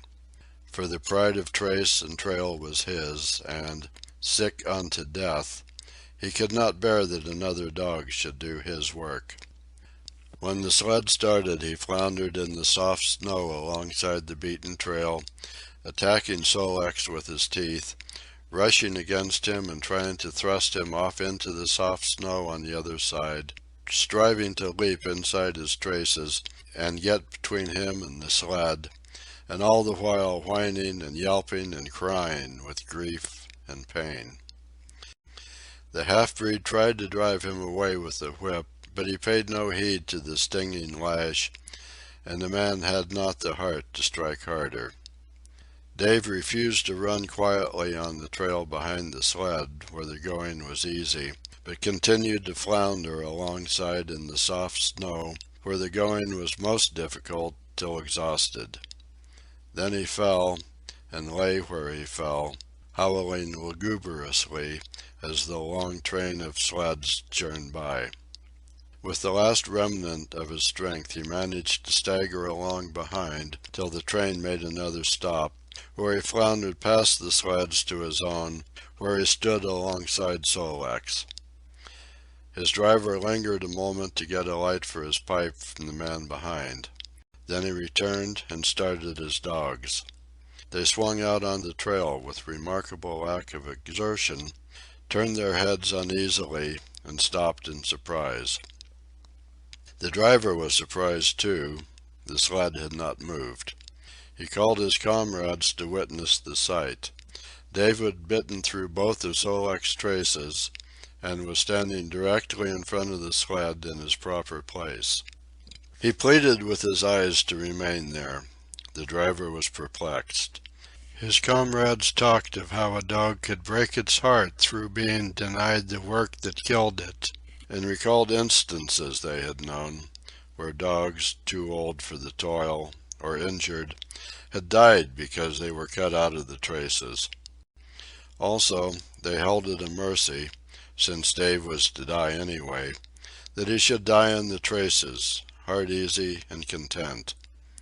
So he was harnessed in again, and proudly he pulled as of old, though more than once he cried out involuntarily from the bite of his inward hurt. Several times he fell down and was dragged in the traces, and once the sled ran upon him so that he limped thereafter in one of his hind legs. But he held out till camp was reached, when his driver made a place for him by the fire. Morning found him too weak to travel. At harness-up time he tried to crawl to his driver. By convulsive efforts he got on his feet, staggered, and fell. Then he wormed his way forward slowly toward where the harnesses were being put on his mates. He would advance his forelegs and drag up his body with a sort of hitching movement, when he would advance his forelegs and hitch again for a few more inches. His strength left him, and the last his mates saw of him he lay gasping in the snow and yearning toward them. But they could hear him mournfully howling till they passed out of sight behind a belt of river timber. Here the train was halted. The Scotch half-breed slowly retraced his steps to the camp they had left. The men ceased talking. A revolver shot rang out. The man came back hurriedly. The whip snapped, the bells tinkled merrily, the sleds churned along the trail. But Buck knew, and every dog knew, what had taken place behind the belt of river trees. End of Chapter 4. Chapter 5. The Toil of Trace and Trail. 30 days from the time it left Dawson, the saltwater mail, with Buck and his mates at the fore, arrived at Skagway. They were in a wretched state, worn out and worn down. Buck's 140 pounds had dwindled to 115. The rest of his mates, though lighter dogs, had relatively lost more weight than he. Pike, the malingerer, who, in his lifetime of deceit, had often successfully feigned a hurt leg, was now limping in earnest. Sol-leks was limping, and Dub was suffering from a wrenched shoulder blade. They were all terribly footsore. No spring or rebound was left in them. Their feet fell heavily on the trail, jarring their bodies and doubling the fatigue of a day's travel. There was nothing the matter with them except they were dead tired. It was not the dead tiredness that comes through brief and excessive effort, from which recovery is a matter of hours, but it was the dead tiredness that comes through the slow and prolonged strength drainage of months of toil. There was no power of recuperation left, no reserve strength to call upon. It had been all used, the last least bit of it. Every muscle, every fiber, every cell was tired, dead tired. And there was reason for it.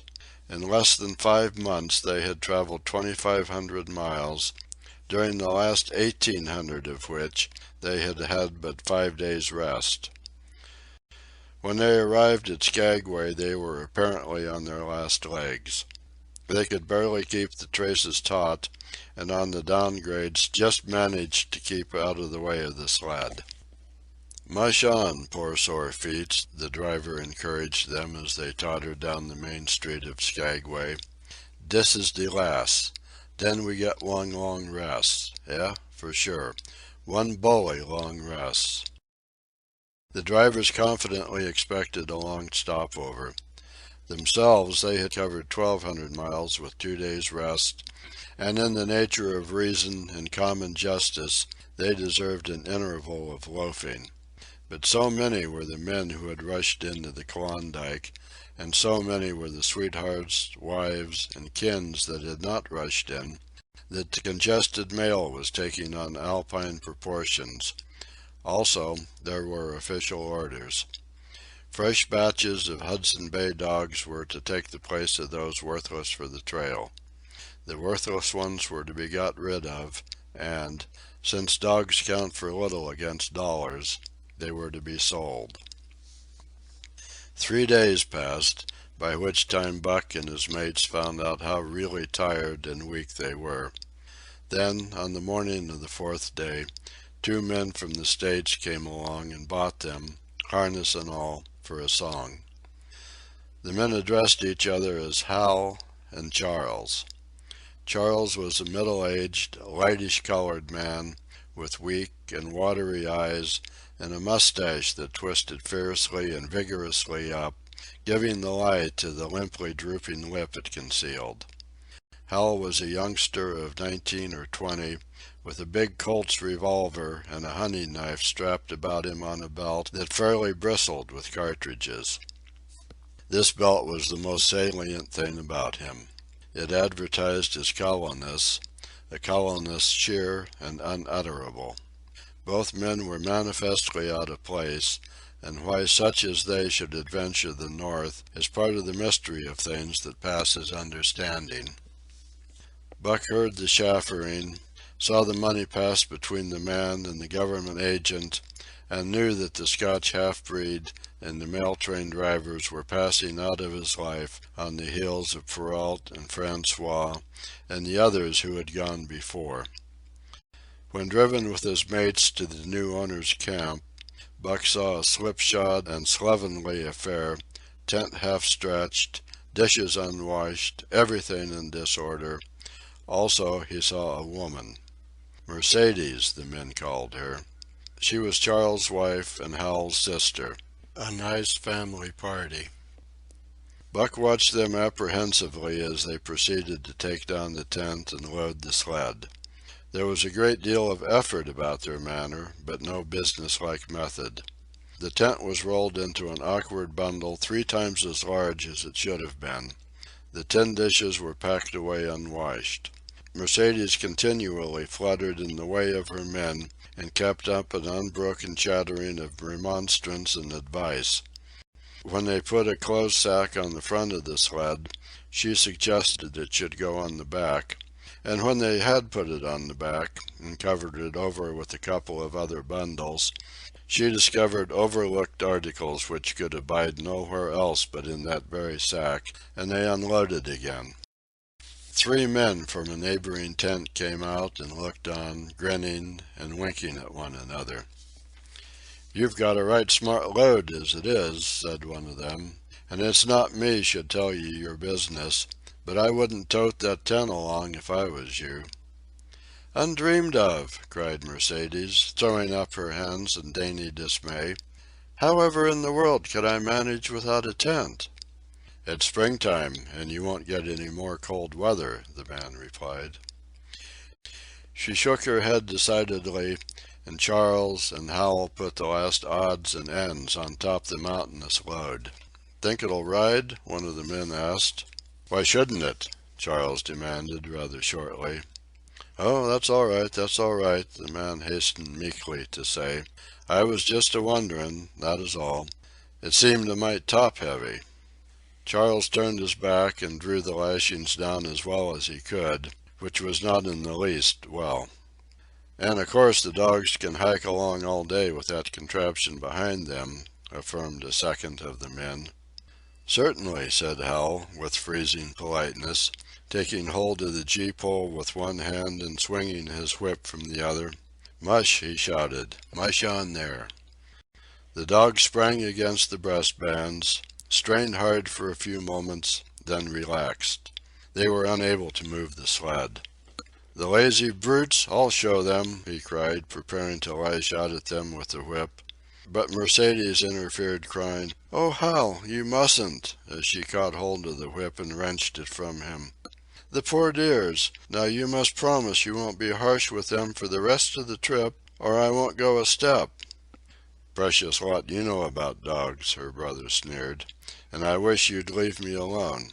They're lazy, I tell you, and you've got to whip them to get anything out of them. That's their way.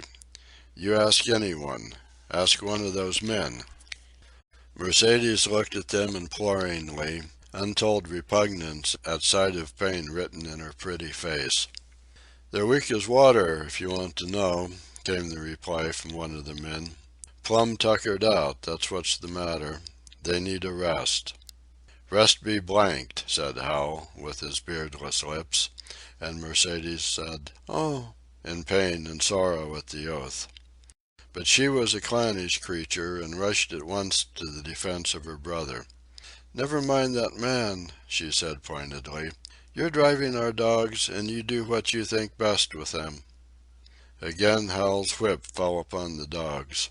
They threw themselves against the breastbands, dug their feet into the packed snow, got down low to it, and put forth all their strength. The sled held as though it were an anchor. After 2 efforts they stood still, panting. The whip was whistling savagely when once more Mercedes interfered. She dropped on her knees before Buck with tears in her eyes and put her arms around his neck. "You poor, poor dears," she cried sympathetically. "Why don't you pull hard? Then you wouldn't be whipped." Buck did not like her, but he was feeling too miserable to resist her, taking it as part of the day's miserable work. One of the onlookers, who had been clenching his teeth to suppress hot speech, now spoke up. "It's not that I care a whop what becomes of you, but for the dog's sake I just want to tell you, you can help them a mighty lot by breaking out that sled. The runners are froze fast. Throw your weight against the gee-pole, right and left, and break it out." A 3rd time the attempt was made, but this time, following the advice, Hal broke out the runners which had been frozen to the snow. The overloaded and unwieldy sled forged ahead, Buck and his mate struggling frantically under the rain of blows. 100 yards ahead the path turned and sloped steeply into the main street. It would have required an experienced man to keep the top-heavy sled upright, and Hal was not such a man. As they swung on the turn, the sled went over, spilling half its load through the loose lashings. The dogs never stopped. The lightened sled bounded on its side behind them. They were angry because of the ill treatment they had received and the unjust load. Buck was raging. He broke into a run, the team following his lead. Hal cried, "Whoa, whoa," but they gave no heed. He tripped and was pulled off his feet. The capsized sled ground over him, and the dogs dashed on up the street, adding to the gaiety of Skagway as they scattered the remainder of the outfit along its chief thoroughfare. Kind-hearted citizens caught the dogs and gathered up the scattered belongings. Also, they gave advice. Half the load and twice the dogs, if they ever expected to reach Dawson, was what was said. Hal and his sister and brother-in-law listened unwillingly, pitched tent, and overhauled the outfit. Canned goods were turned out that made men laugh, for canned goods on the long trail is a thing to dream about. "Blankets for a hotel," quote one of the men who laughed and helped. "Half as many is too much. Get rid of them. Throw away that tent and all those dishes. Who's going to wash them, anyway? Good Lord, do you think you're traveling on a Pullman?" And so it went, the inexorable elimination of the superfluous. Mercedes cried when her clothes bags were dumped on the ground, and article after article was thrown out. She cried in general, and she cried in particular over each discarded thing. She clasped hands about knees, rocking back and forth broken-heartedly. She averred she would not go an inch, not for a dozen Charleses. She appealed to everyone and to everything, finally wiping her eyes and proceeding to cast out even articles of apparel that were imperative necessaries. And in her zeal, when she had finished with her own, she attacked the belongings of her men and went through them like a tornado. This accomplished, the outfit, though cut in half, was still a formidable bulk. Charles and Hal went out in the evening and bought 6 outside dogs.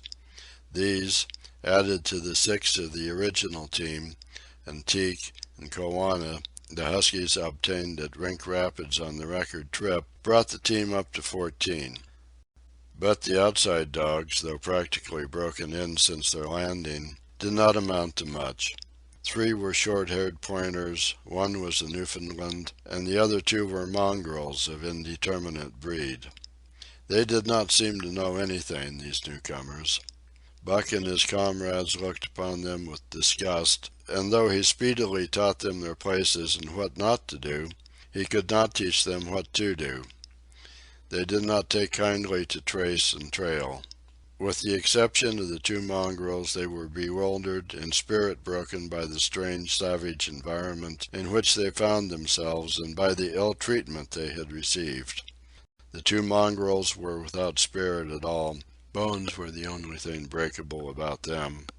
With the newcomers hopeless and forlorn, and the old team worn out by 2,500 miles of continuous trail, the outlook was anything but bright. The 2 men, however, were quite cheerful.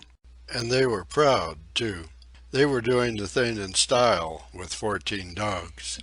They had seen other sleds depart over the pass for Dawson, or come in from Dawson, but never had they seen a sled with so many as 14 dogs. In the nature of Arctic travel, there was a reason why 14 dogs should not drag one sled, and that was that one sled could not carry the food for 14 dogs.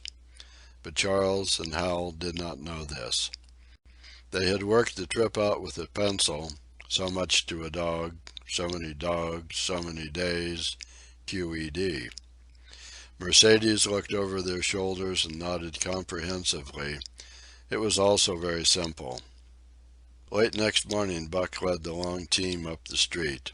There was nothing lively about it, no snap or go in him and his fellows. They were starting dead weary. 4 times he had covered the distance between Saltwater and Dawson, and the knowledge that, jaded and tired, he was facing the same trail once more made him bitter. His heart was not in the work, nor was the heart of any dog. The outsides were timid and frightened, the insides without confidence in their masters. Buck felt vaguely that there was no depending upon these two men and the woman. They did not know how to do anything, and as the days went by it became apparent that they could not learn. They were slack in all things without order or discipline. It took them half the night to pitch a slovenly camp, and half the morning to break that camp and get the sled loaded in fashion so slovenly that for the rest of the day they were occupied in stopping and rearranging the load. Some days they did not make 10 miles. On other days they were unable to get started at all. And on no day did they succeed in making more than half the distance used by the men as a basis in their dog food computation.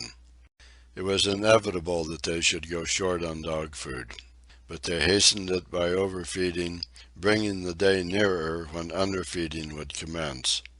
The outside dogs, whose digestions had not been trained by chronic famine to make the most of little, had voracious appetites. And when, in addition to this, the worn-out huskies pulled weakly, Hal decided that the orthodox ration was too small. He doubled it. And to cap it all, when Mercedes, with tears in her pretty eyes and a quaver in her throat, could not cajole him into giving the dogs still more, she stole from the fish sacks and fed them slyly. But it was not food that Buck and the huskies needed, but rest. And though they were making poor time, the heavy load they dragged sapped their strength severely. Then came the underfeeding. Hal awoke one day to the fact that his dog food was half gone and the distance only quarter covered. Further, that for love or money no additional dog food was to be obtained.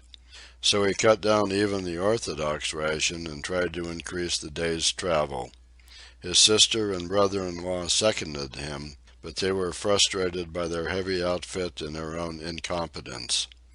It was a simple matter to give the dogs less food, but it was impossible to make the dogs travel faster, while their own inability to get under way earlier in the morning prevented them from traveling longer hours. Not only did they not know how to work dogs, but they did not know how to work themselves. The first to go was Dub. Poor blundering thief that he was, always getting caught and punished, he had none the less been a faithful worker. His wrenched shoulder blade, untreated and unrested, went from bad to worse, till finally Hal shot him with a big Colt's revolver. It is a saying of the country that an outside dog starves to death on the ration of the husky, so the 6 outside dogs under Buck could do no less than die on half the ration of the husky. The Newfoundland went first, followed by the 3 short-haired pointers, the 2 mongrels hanging more grittily on to life, but going in the end. By this time all the amenities and gentleness of the Southland had fallen away from the 3 people. Shorn of its glamour and romance, Arctic travel became to them a reality too harsh for their manhood and womanhood. Mercedes ceased weeping over the dogs, being too occupied with weeping over herself and with quarreling with her husband and brother. To quarrel was the one thing they were never too weary to do. Their irritability arose out of their misery, increased with it, doubled upon it, outdistanced it. The wonderful patience of the trail which comes to men who toil hard and suffer sore, and remain sweet of speech and kindly, did not come to these 2 men and the woman. They had no inkling of such a patience. They were stiff and in pain, their muscles ached, their bones ached, their very hearts ached, and because of this they became sharp of speech, and hard words were first on their lips in the morning and last at night. Charles and Hal wrangled whenever Mercedes gave them a chance. It was the cherished belief of each that he did more than his share of the work, and neither forbore to speak this belief at every opportunity. Sometimes Mercedes sided with her husband, sometimes with her brother. The result was a beautiful and unending family quarrel. Starting from a dispute as to which should chop a few sticks of wood for the fire, a dispute which concerned only Charles and Hal, Presently would be lugged in the rest of the family, fathers, mothers, uncles, cousins, people thousands of miles away and some of them dead. That Hal's views on art, or the sort of society plays his mother's brother wrote, should have anything to do with the chopping of a few sticks of firewood, passes comprehension. Nevertheless, the quarrel was as likely to tend in that direction as in the direction of Charles's political prejudices. And that Charles' sister's tale-bearing tongue should be relevant to the building of a Yukon fire was apparent only to Mercedes, who disburdened herself of copious opinions upon that topic, and incidentally upon a few other traits unpleasantly peculiar to her husband's family. In the meantime the fire remained unbuilt, the camp half-pitched, and the dogs unfed. Mercedes nursed a special grievance, the grievance of sex. She was pretty and soft, and had been chivalrously treated all her days. But the present treatment by her husband and brother was everything save chivalrous. It was her custom to be helpless, they complained. Upon which impeachment of what to her was her most essential sex prerogative, she made their lives unendurable. She no longer considered the dogs, and because she was sore and tired, she persisted in riding on the sled. She was pretty and soft, but she weighed 120 pounds, a lusty last straw to the load dragged by the weak and starving animals. She rode for days till they fell in the traces and the sled stood still. Charles and Hal begged her to get off and walked, pleaded with her, entreated, the while she wept and importuned heaven with a recital of their brutality. On one occasion they took her off the sled by main strength. They never did it again. She let her legs go limp like a spoiled child and sat down on the trail. They went on their way, but she did not move. After they had traveled 3 miles, they unloaded the sled, came back for her, and by main strength put her on the sled again. In the excess of their own misery they were callous to the suffering of their animals. Hal's theory, which he practiced on others, was that one must get hardened. He had started out preaching it to his sister and brother-in-law. Failing there, he hammered it into the dogs with a club. At the 5 Fingers, the dog food gave out, and a toothless old squaw offered to trade them a few pounds of frozen horsehide for the Colt's revolver that kept the big hunting knife company at Hal's hip. A poor substitute for food was this hide, just as it had been stripped from the starved horses of the cattlemen 6 months back.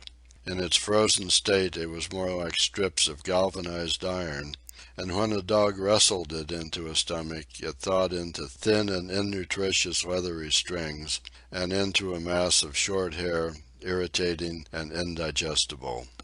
And through it all Buck staggered along at the head of the team as in a nightmare. He pulled when he could. When he could no longer pull, he fell down and remained down till blows from whip or club drove him to his feet again. All the stiffness and gloss had gone out of his beautiful furry coat. The hair hung down, limp and draggled, or matted with dried blood where Hal's club had bruised him. His muscles had wasted away to knotty strings, and the flesh pads had disappeared, so that each rib and every bone in his frame were outlined cleanly through the loose hide that was wrinkled in folds of emptiness.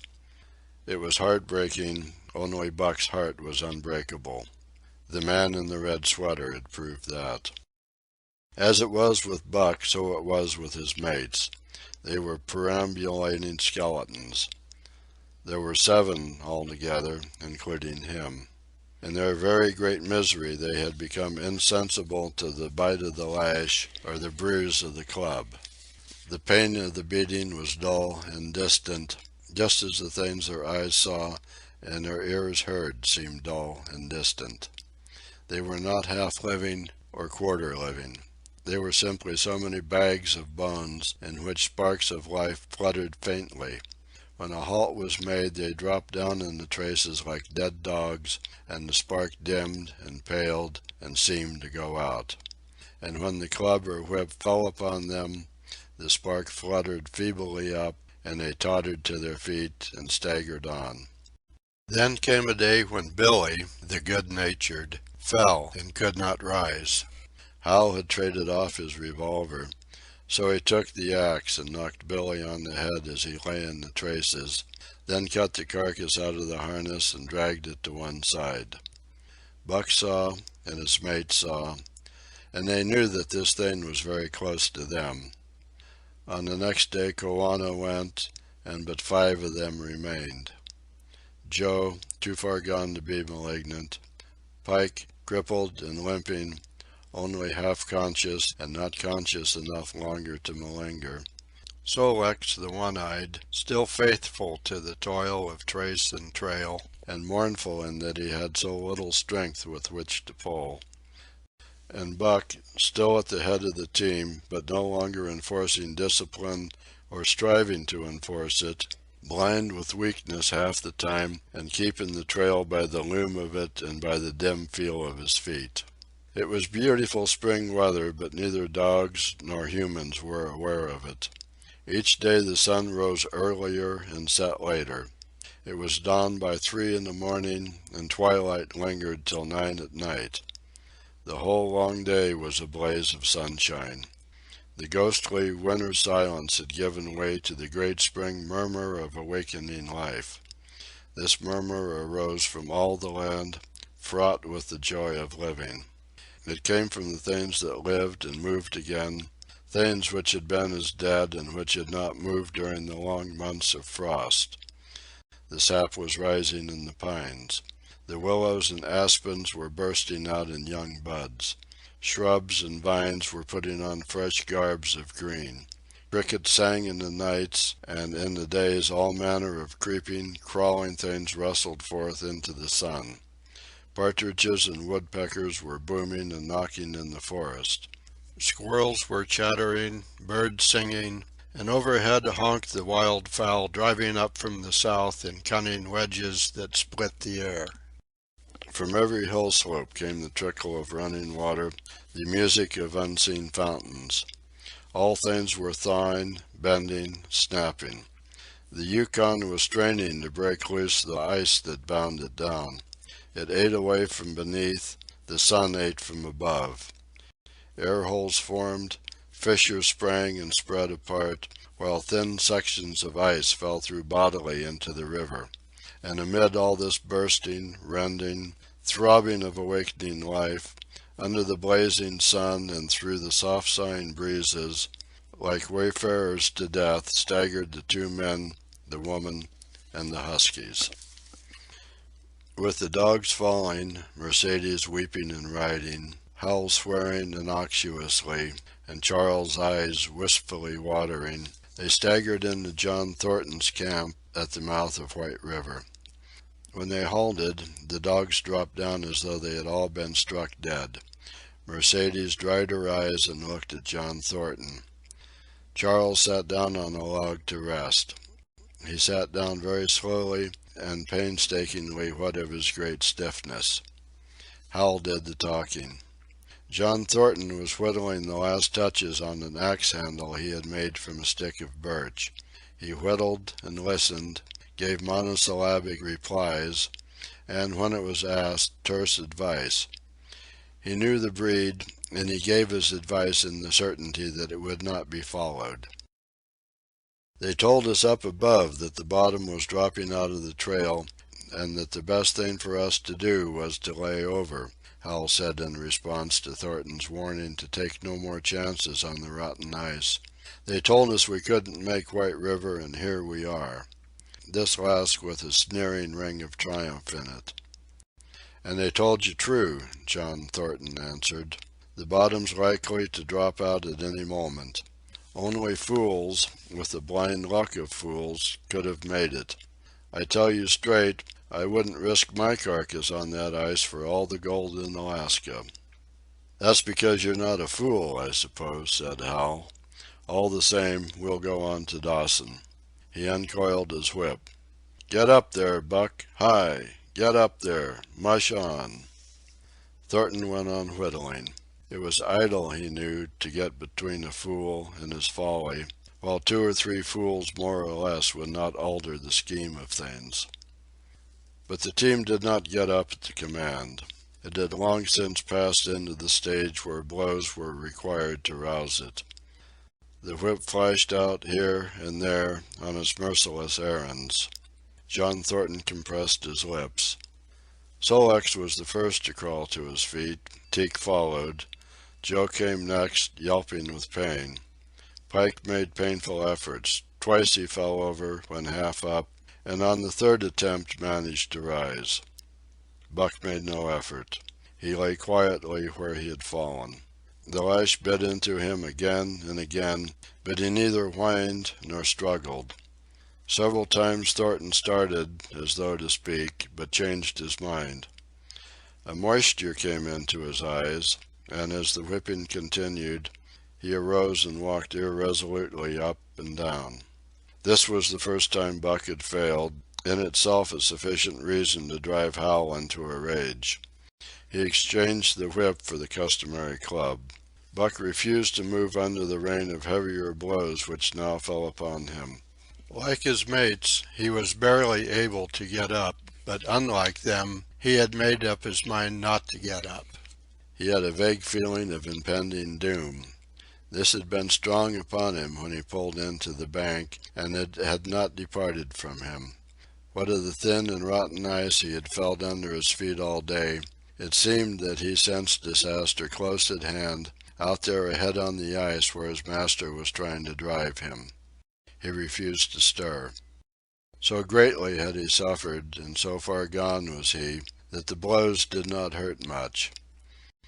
And as they continued to fall upon him, the spark of life within flickered and went down. It was nearly out. He felt strangely numb. As though from a great distance, he was aware that he was being beaten. The last sensations of pain left him. He no longer felt anything, though very faintly he could hear the impact of the club upon his body. But it was no longer his body, it seemed so far away.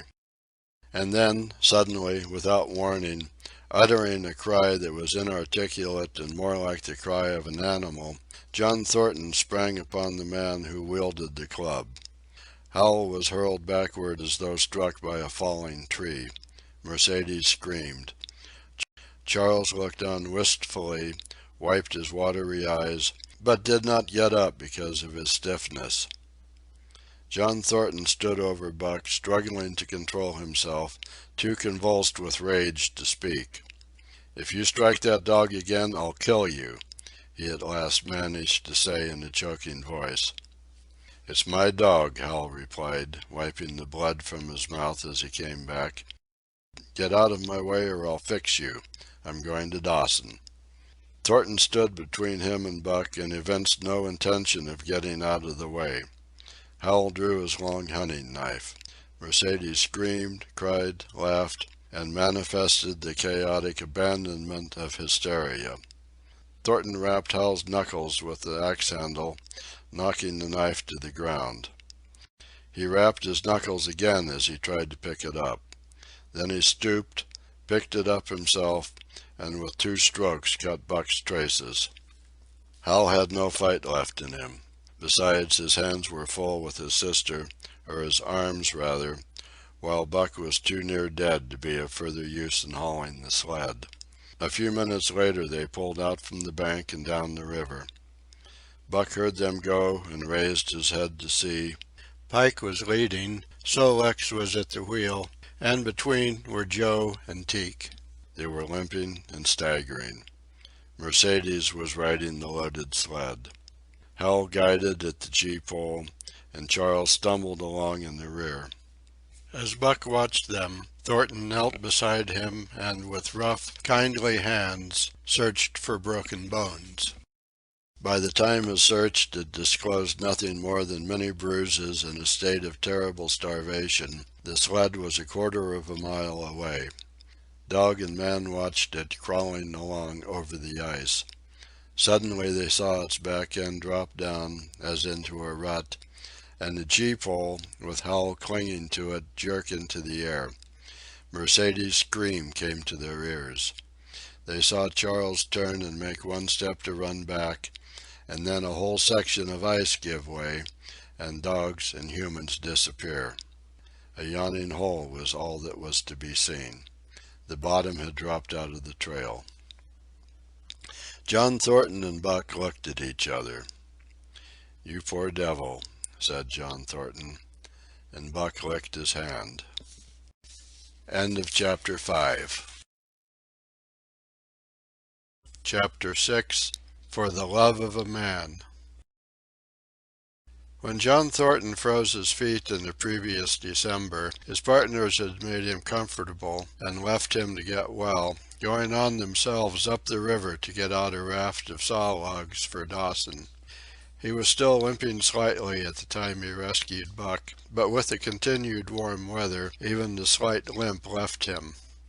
And here, lying by the river bank through the long spring days, watching the running water, listening lazily to the songs of birds and the hum of nature, Buck slowly won back his strength.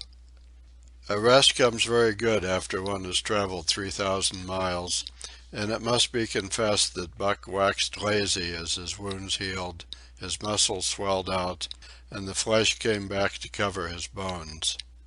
For that matter, they were all loafing. Buck, John Thornton, and Skeet, and Nig, waiting for the raft to come that was to carry them down to Dawson. Skeet was a little Irish setter who early made friends with Buck, who, in a dying condition, was unable to resent her first advances. She had the doctor trait which some dogs possess, and as a mother cat washes her kittens, so she washed and cleansed Buck's wounds. Regularly, each morning after he had finished his breakfast, she performed her self-appointed task, till he came to look for her ministrations as much as he did for Thornton's. Nig, equally friendly, though less demonstrative, was a huge black dog, half bloodhound and half deerhound, with eyes that laughed and a boundless good nature. To Buck's surprise, these dogs manifested no jealousy toward him.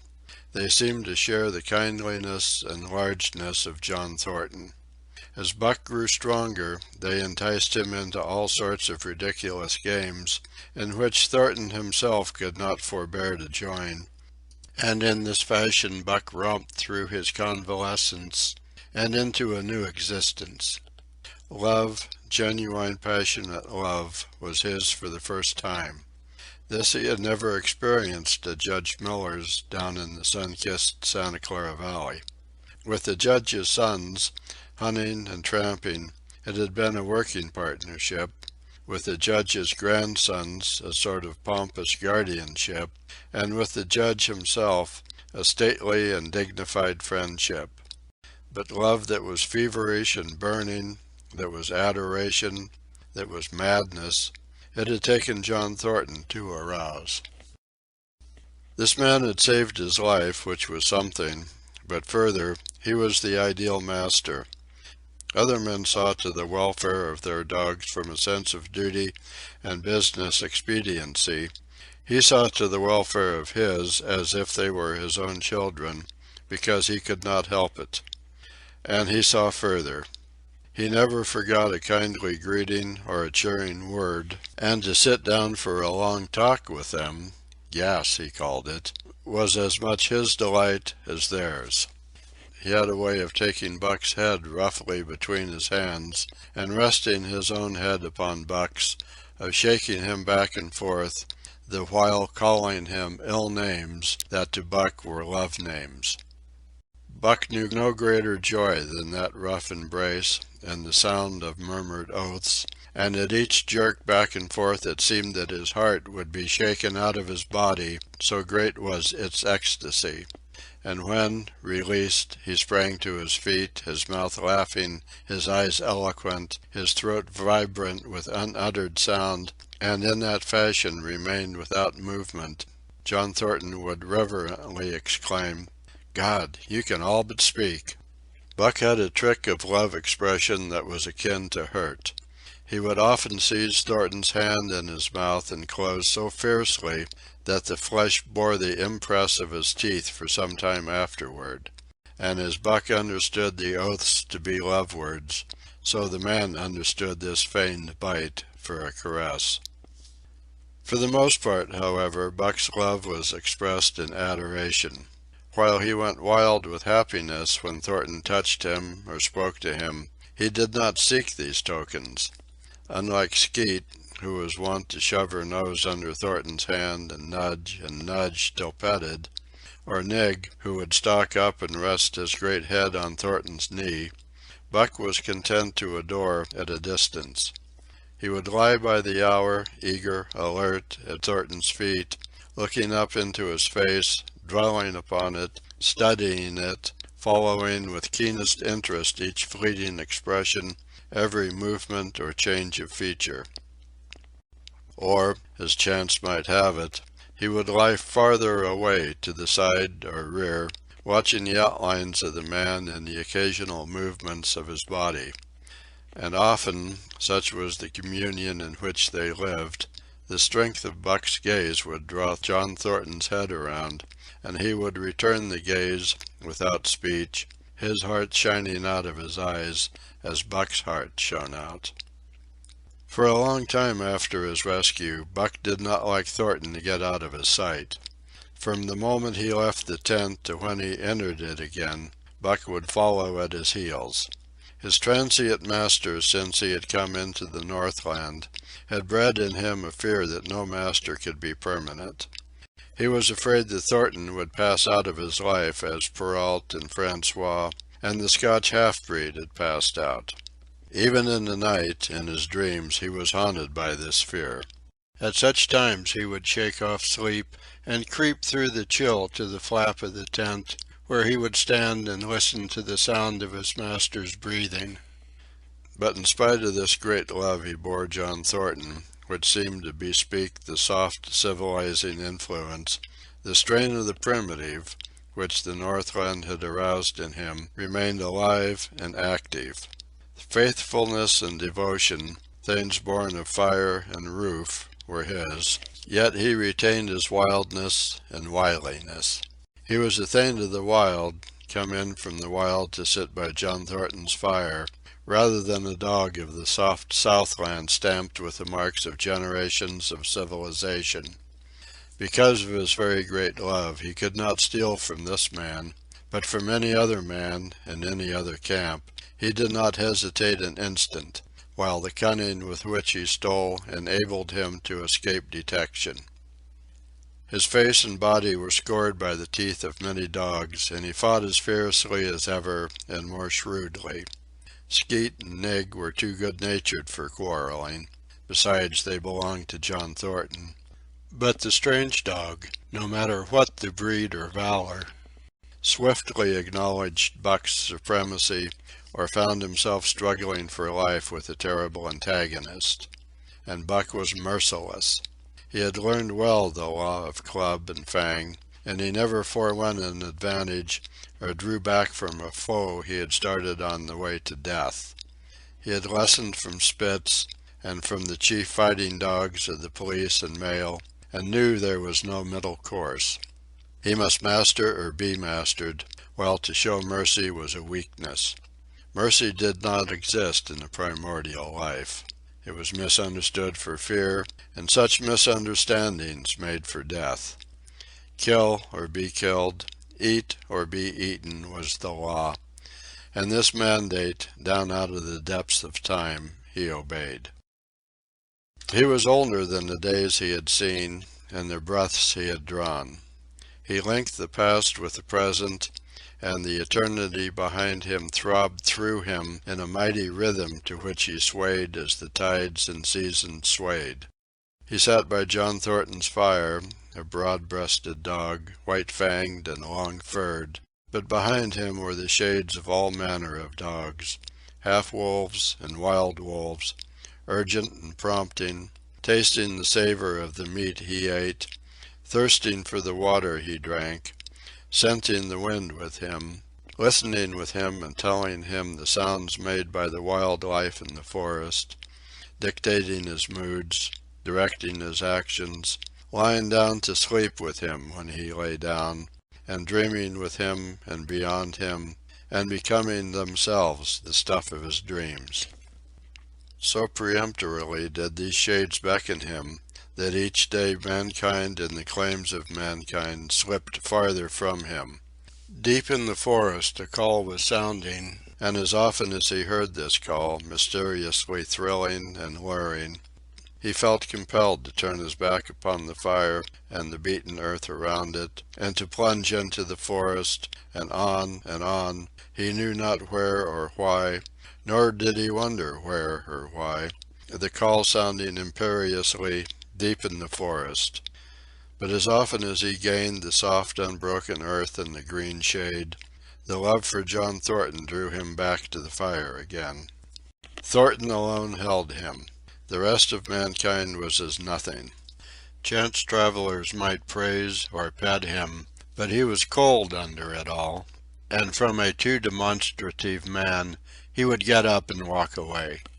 When Thornton's partners, Hans and Pete, arrived on the long-expected raft, Buck refused to notice them till he learned they were close to Thornton.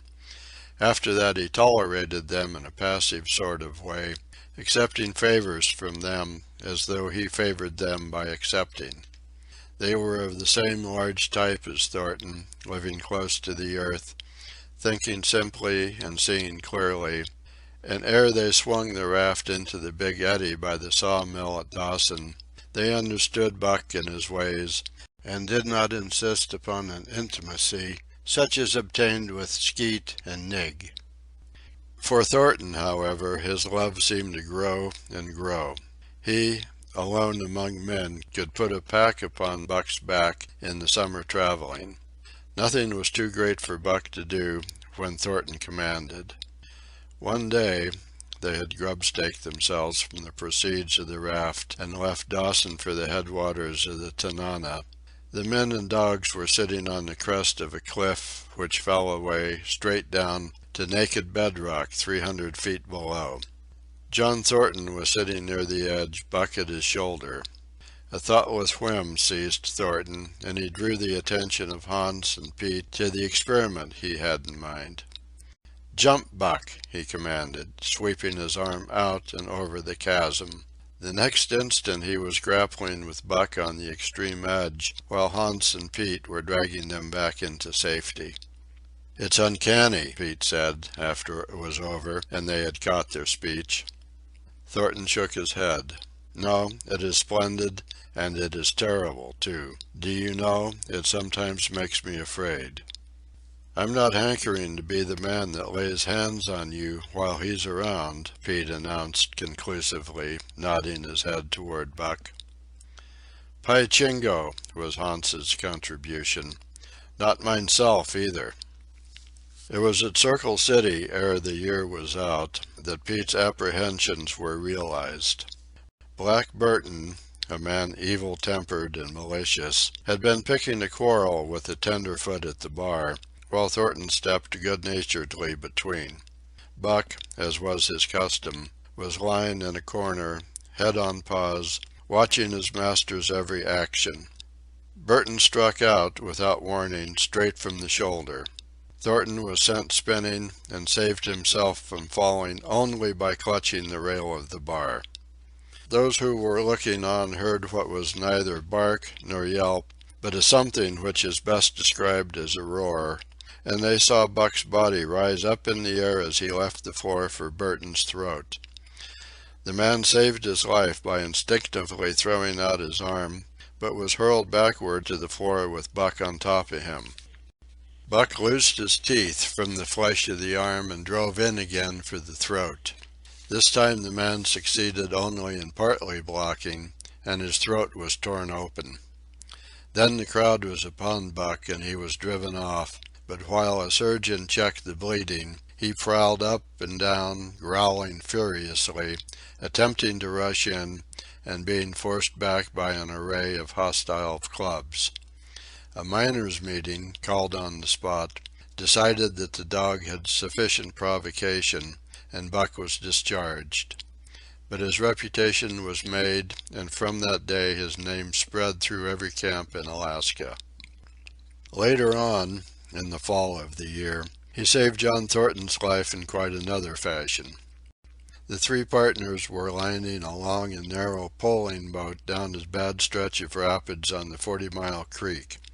Hans and Pete moved along the bank, snubbing with a thin manila rope from tree to tree, while Thornton remained in the boat, helping its descent by means of a pole and shouting directions to the shore. Buck, on the bank, worried and anxious, kept abreast of the boat, his eyes never off his master. At a particularly bad spot where a ledge of barely submerged rocks jutted out into the river, Hans cast off the rope, and while Thornton pulled the boat out into the stream, ran down the bank with the end in his hand to snub the boat when it had cleared the ledge. This it did, and was flying downstream in a current as swift as a mill race, when Hans checked it with the rope and checked too suddenly. The boat flirted over and snubbed into the bank bottom up, while Thornton, flung sheer out of it, was carried downstream toward the worst part of the rapid, a stretch of wild water in which no swimmer could live. Buck had sprung in on the instant, and at the end of 300 yards, amid a mad swirl of water, he overhauled Thornton. When he felt him grasp his tail, Buck headed for the bank, swimming with all his splendid strength. But the progress shoreward was slow, the progress downstream amazingly rapid. From below came the fatal roaring where the wild current went wilder and was rent in shreds and spray by the rocks which thrust through like the teeth of an enormous comb. The suck of the water as it took the beginning of the last steep pitch was frightful, and Thornton knew that the shore was impossible. He scraped furiously over a rock, bruised across a second, and struck a third with crushing force. He clutched its slippery top with both hands, releasing Buck, and above the roar of the churning water shouted, "Go, Buck, go!" Buck could not hold his own and swept on downstream, struggling desperately, but unable to win back. When he heard Thornton's command repeated, he partly reared out of the water, throwing his head high, as though for a last look, then turned obediently toward the bank. He swam powerfully and was dragged ashore by Pete and Hans at the very point where swimming ceased to be possible and destruction began. They knew that the time a man could cling to a slippery rock in the face of that driving current was a matter of minutes, and they ran as fast as they could up the bank to a point far above where Thornton was hanging on. They attached the line with which they had been snubbing the boat to Buck's head and shoulders, being careful that it should neither strangle him nor impede his swimming, and launched him into the stream. He struck out boldly, but not straight enough into the stream. He discovered the mistake too late, when Thornton was abreast of him and a bare half-dozen strokes away while he was being carried helplessly past. Hans promptly snubbed with the rope, as though Buck were a boat. The rope thus tightening on him in the sweep of the current, he was jerked under the surface, and under the surface he remained till his body struck against the bank and he was hauled out. He was half drowned, and Hans and Pete threw themselves upon him, pounding the breath into him and the water out of him. He staggered to his feet and fell down. The faint sound of Thornton's voice came to them, and though they could not make out the words of it, they knew that he was in his extremity. His master's voice acted on Buck like an electric shock. He sprang to his feet and ran up the bank ahead of the men to the point of his previous departure. Again the rope was attached and he was launched, and again he struck out, but this time straight into the stream. He had miscalculated once, but he would not be guilty of it a second time. Hans paid out the rope, permitting no slack, while Pete kept it clear of coils. Buck held on till he was on a line straight above Thornton, then he turned, and with the speed of an express train headed down upon him. Thornton saw him coming, and, as Buck struck him like a battering ram, with the whole force of the current behind him, He reached up and closed with both arms around the shaggy neck. Hans snubbed the rope around the tree, and Buck and Thornton were jerked under the water. Strangling, suffocating, sometimes one uppermost and sometimes the other, dragging over the jagged bottom, smashing against rocks and snags, they veered in to the bank. Thornton came to, belly downward, and being violently propelled back and forth across the drift log by Hans and Pete. His first glance was for Buck, over whose limp and apparently lifeless body Nig was setting up a howl, while Skeet was licking the wet face and closed eyes. Thornton was himself bruised and battered, and he went carefully over Buck's body when he had been brought around, finding 3 broken ribs. "That settles it," he announced. "We camp right here." And camp they did till Buck's ribs knitted and he was able to travel. That winter, at Dawson, Buck performed another exploit, not so heroic, perhaps, but one that put his name many notches higher on the totem pole of Alaskan fame. This exploit was particularly gratifying to the 3 men, for they stood in need of the outfit which it furnished, and were enabled to make a long-desired trip into the Virgin East, where miners had not yet appeared. It was brought about by a conversation in the El Dorado saloon, in which men waxed boastful of their favorite dogs. Buck, because of his record, was the target for these men, and Thornton was driven stoutly to defend him. At the end of half an hour, one man stated that his dog could start a sled with 500 pounds and walk off with it, a second bragged 600 for his dog, and a third 700. "Pooh, pooh," said John Thornton. "Buck can start 1,000 pounds." "And break it out, and walk off with it for 100 yards?" demanded Matthewson of Bonanza King, he of the 700 vaunt. "And break it out and walk off with it for 100 yards," John Thornton said coolly. "Well," Matthewson said, slowly and deliberately, so that all could hear, "I've got $1,000 that says he can't. And there it is." So saying, he slammed a sack of gold dust of the size of a bologna sausage down upon the bar. Nobody spoke. Thornton's bluff, if bluff it was, had been called. He could feel a flush of warm blood creeping up his face. His tongue had tricked him. He did not know whether Buck could start 1,000 pounds. 1/2 a ton. The enormousness of it appalled him. He had great faith in Buck's strength, and had often thought him capable of starting such a load, but never, as now, had he faced the possibility of it, the eyes of a dozen men fixed upon him, silent and waiting. Further, he had no $1,000, nor had Hans or Pete. "I've got a sled standing outside now, with 20 50-pound sacks of flour on it," Matthewson went on with brutal directness, "so don't let that hinder you." Thornton did not reply. He did not know what to say. He glanced from face to face in the absent way of a man who has lost the power of thought and is seeking somewhere to find the thing that will start it going again. The face of Jim O'Brien, a Mastodon King and old-time comrade, caught his eyes. It was as acute to him, seeming to rouse him to do what he would never have dreamed of doing. "Can you lend me 1,000?" he asked, almost in a whisper. "Sure," answered O'Brien, thumping down a plethoric sack by the side of Matthewson's.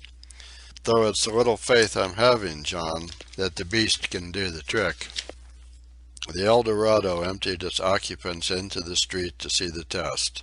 The tables were deserted, and the dealers and gamekeepers came forth to see the outcome of the wager and to lay odds. Several hundred men, furred and mittened, banked around the sled within easy distance. Matthewson's sled, loaded with 1,000 pounds of flour, had been standing for a couple of hours, and in the intense cold—it was 60 below zero—the runners had frozen fast to the hard-packed snow. Men offered odds of 2 to 1 that Buck could not budge the sled. A quibble arose concerning the phrase "break out." O'Brien contended it was Thornton's privilege to knock the runners loose, leaving Buck to break it out from a dead standstill. Matthewson insisted that the phrase included breaking the runners from the frozen grip of the snow. The majority of the men who had witnessed the making of the bet decided in his favor, whereat the odds went up to 3-1 against Buck. There were no takers. Not a man believed him capable of the feat. Thornton had been hurried into the wager, heavy with doubt, and now that he looked at the sled itself, the concrete fact, with a regular team of 10 dogs curled up in the snow before it, the more impossible the task appeared. Matthewson waxed jubilant. 3-1, he proclaimed. I'll lay you another 1,000 at that figure, Thornton. What do ye say?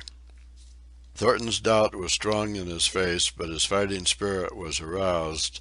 The fighting spirit that soars above odds, fails to recognize the impossible, and is deaf to all save the clamor for battle. He called Hans and Pete to him.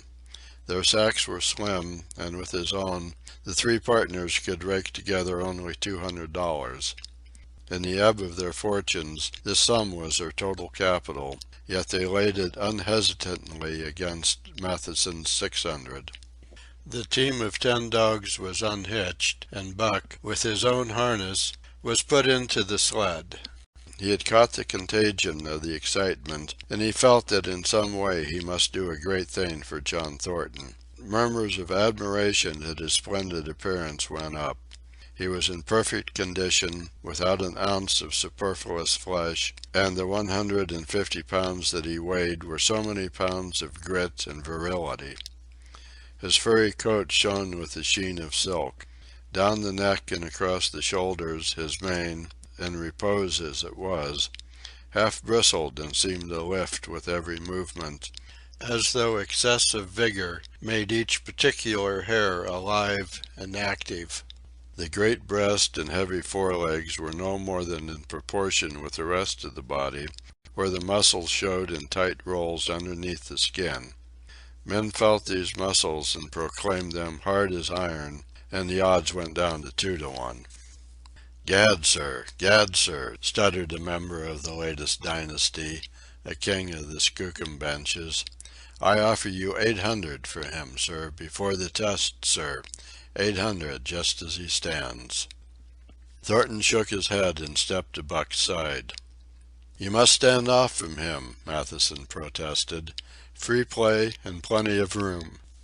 The crowd fell silent, only could be heard the voices of the gamblers vainly offering 2-1. Everyone acknowledged Buck a magnificent animal, but 20 50-pound sacks of flour bulked too large in their eyes for them to loosen their pouch strings. Thornton knelt down by Buck's side. He took his head in his 2 hands and rested cheek on cheek. He did not playfully shake him, as was his wont, or murmur soft love curses, but he whispered in his ear, "As you love me, Buck, as you love me," was what he whispered. Buck whined with suppressed eagerness. The crowd was watching curiously. The affair was growing mysterious. It seemed like a conjuration. As Thornton got to his feet, Buck seized his mittened hand between his jaws, pressing in with his teeth, and releasing slowly, half reluctantly. It was the answer, in terms, not of speech, but of love. Thornton stepped well back. "Now, Buck," he said. Buck tightened the traces, then slacked them for a matter of several inches. It was the way he had learned. "Gee!" Thornton's voice rang out, sharp in the tense silence. Buck swung to the right, ending the movement in a plunge that took up the slack and with a sudden jerk arrested his 150 pounds. The load quivered, and from under the runners arose a crisp crackling. "Ha!" Thornton commanded. Buck duplicated the maneuver, this time to the left. The crackling turned into a snapping, the sled pivoting and the runners slipping and grating several inches to the side. The sled was broken out. Men were holding their breaths, intensely unconscious of the fact. "Now, mush!" Thornton's command cracked out like a pistol shot. Buck threw himself forward, tightening the traces with a jarring lunge. His whole body was gathered compactly together in a tremendous effort, the muscles writhing and knotting like live things under the silky fur. His great chest was low to the ground, his head forward and down, while his feet were flying like mad, the claws scarring the hard-packed snow in parallel grooves. The sled swayed and trembled, half-started forward. One of his feet slipped, and one man groaned aloud. Then the sled lurched ahead in what appeared a rapid succession of jerks, though it never really came to a dead stop again. Half an inch, 2 inches. The jerks perceptibly diminished. As the sled gained momentum, he caught them up till it was moving steadily along. Men gasped and began to breathe again, unaware that for a moment they had ceased to breathe. Thornton was running behind, encouraging Buck with short, cheery words. The distance had been measured off, and as he neared the pile of firewood, which marked the end of the 100 yards, a cheer began to grow and grow, which burst into a roar as he passed the firewood and halted at command. Every man was tearing himself loose, even Matthewson. Hats and mittens were flying in the air. Men were shaking hands, it did not matter with whom, and bubbling over in a general incoherent babble. But Thornton fell on his knees beside Buck. Head was against head, and he was shaking him back and forth. Those who hurried up heard him cursing Buck, and he cursed him long and fervently and softly and lovingly. Gad, sir, spluttered the Skookum Bench King. I'll give you 1,000 for him, sir, 1,000, sir. 1,200, sir. Thornton rose to his feet. His eyes were wet. The tears were streaming frankly down his cheeks. Sir, he said to the Skookum Bench King. No, sir. You can go to hell, sir. It's the best I can do for you, sir. Buck seized Thornton's hand in his teeth. Thornton shook him back and forth. As though animated by a common impulse, the onlookers drew back to a respectful distance, nor were they again indiscreet enough to interrupt. End of Chapter 6. Chapter 7. The Sounding of the Call. When Buck earned $1,600 in 5 minutes for John Thornton, he made it possible for his master to pay off certain debts and to journey with his partners into the East after a fabled lost mine, the history of which was as old as the history of the country. Many men had sought it, few had found it, and more than a few there were who had never returned from the quest. This lost mine was steeped in tragedy and shrouded in mystery. No one knew of the first man. The oldest tradition stopped before it got back to him. From the beginning there had been an ancient and ramshackle cabin. Dying men had sworn to it, and to the mine the site of which it marked, clinching their testimony with nuggets that were unlike any known grade of gold in the Northland. But no living man had looted this treasure house, and the dead were dead. Wherefore John Thornton and Pete and Hans, with Buck and half a dozen other dogs, faced into the East on an unknown trail to achieve where men and dogs as good as themselves had failed. They sledded 70 miles up the Yukon, swung to the left into the Stewart River, past the Mayo and the McQuestion, and held on until the Stewart itself became a streamlet, threading the upstanding peaks which marked the backbone of the continent. John Thornton asked little of man or nature. He was unafraid of the wild. With a handful of salt and a rifle, he could plunge into the wilderness and fare wherever he pleased and as long as he pleased. Being in no haste, Indian fashion, he hunted his dinner in the course of the day's travel, and if he failed to find it, like the Indian, he kept on traveling, secure in the knowledge that sooner or later he would come to it. So, on this great journey into the East, straight meat was the bill of fare. Ammunition and tools principally made up the load on the sled, and the time card was drawn upon the limitless future. To Buck it was boundless delight, this hunting, fishing, and indefinite wandering through strange places. For weeks at a time they would hold on steadily, day after day, and for weeks upon end they would camp, here and there, the dogs loafing and the men burning holes through the frozen muck and gravel and washing countless pans of dirt by the heat of the fire. Sometimes they went hungry, sometimes they feasted riotously, all according to the abundance of game and the fortune of hunting. Summer arrived, and dogs and men packed on their backs, rafted across blue mountain lakes, and descended or ascended unknown rivers in slender boats whipsawed from the standing forest. The months came and went, and back and forth they twisted through the uncharted vastness, where no men were, and yet where men had been, if the lost cabin were true. They went across divides and summer blizzards, shivered under the midnight sun on naked mountains between the timberline and the eternal snows, dropped into summer valleys amid swarming gnats and flies, and in the shadows of glaciers picked strawberries and flowers as ripe and fair as any the Southland could boast. In the fall of the year they penetrated a weird lake country, sad and silent, where wildfowl had been, but where then there was no life nor sign of life, only the blowing of chill winds, the forming of ice in sheltered places, and the melancholy rippling of waves on lonely beaches. And through another winter they wandered on the obliterated trails of men who had gone before. Once they came upon a path blazed through the forest, an ancient path, and the lost cabin seemed very near. But the path began nowhere and ended nowhere, and it remained mystery, as the man who made it and the reason he made it remained mystery.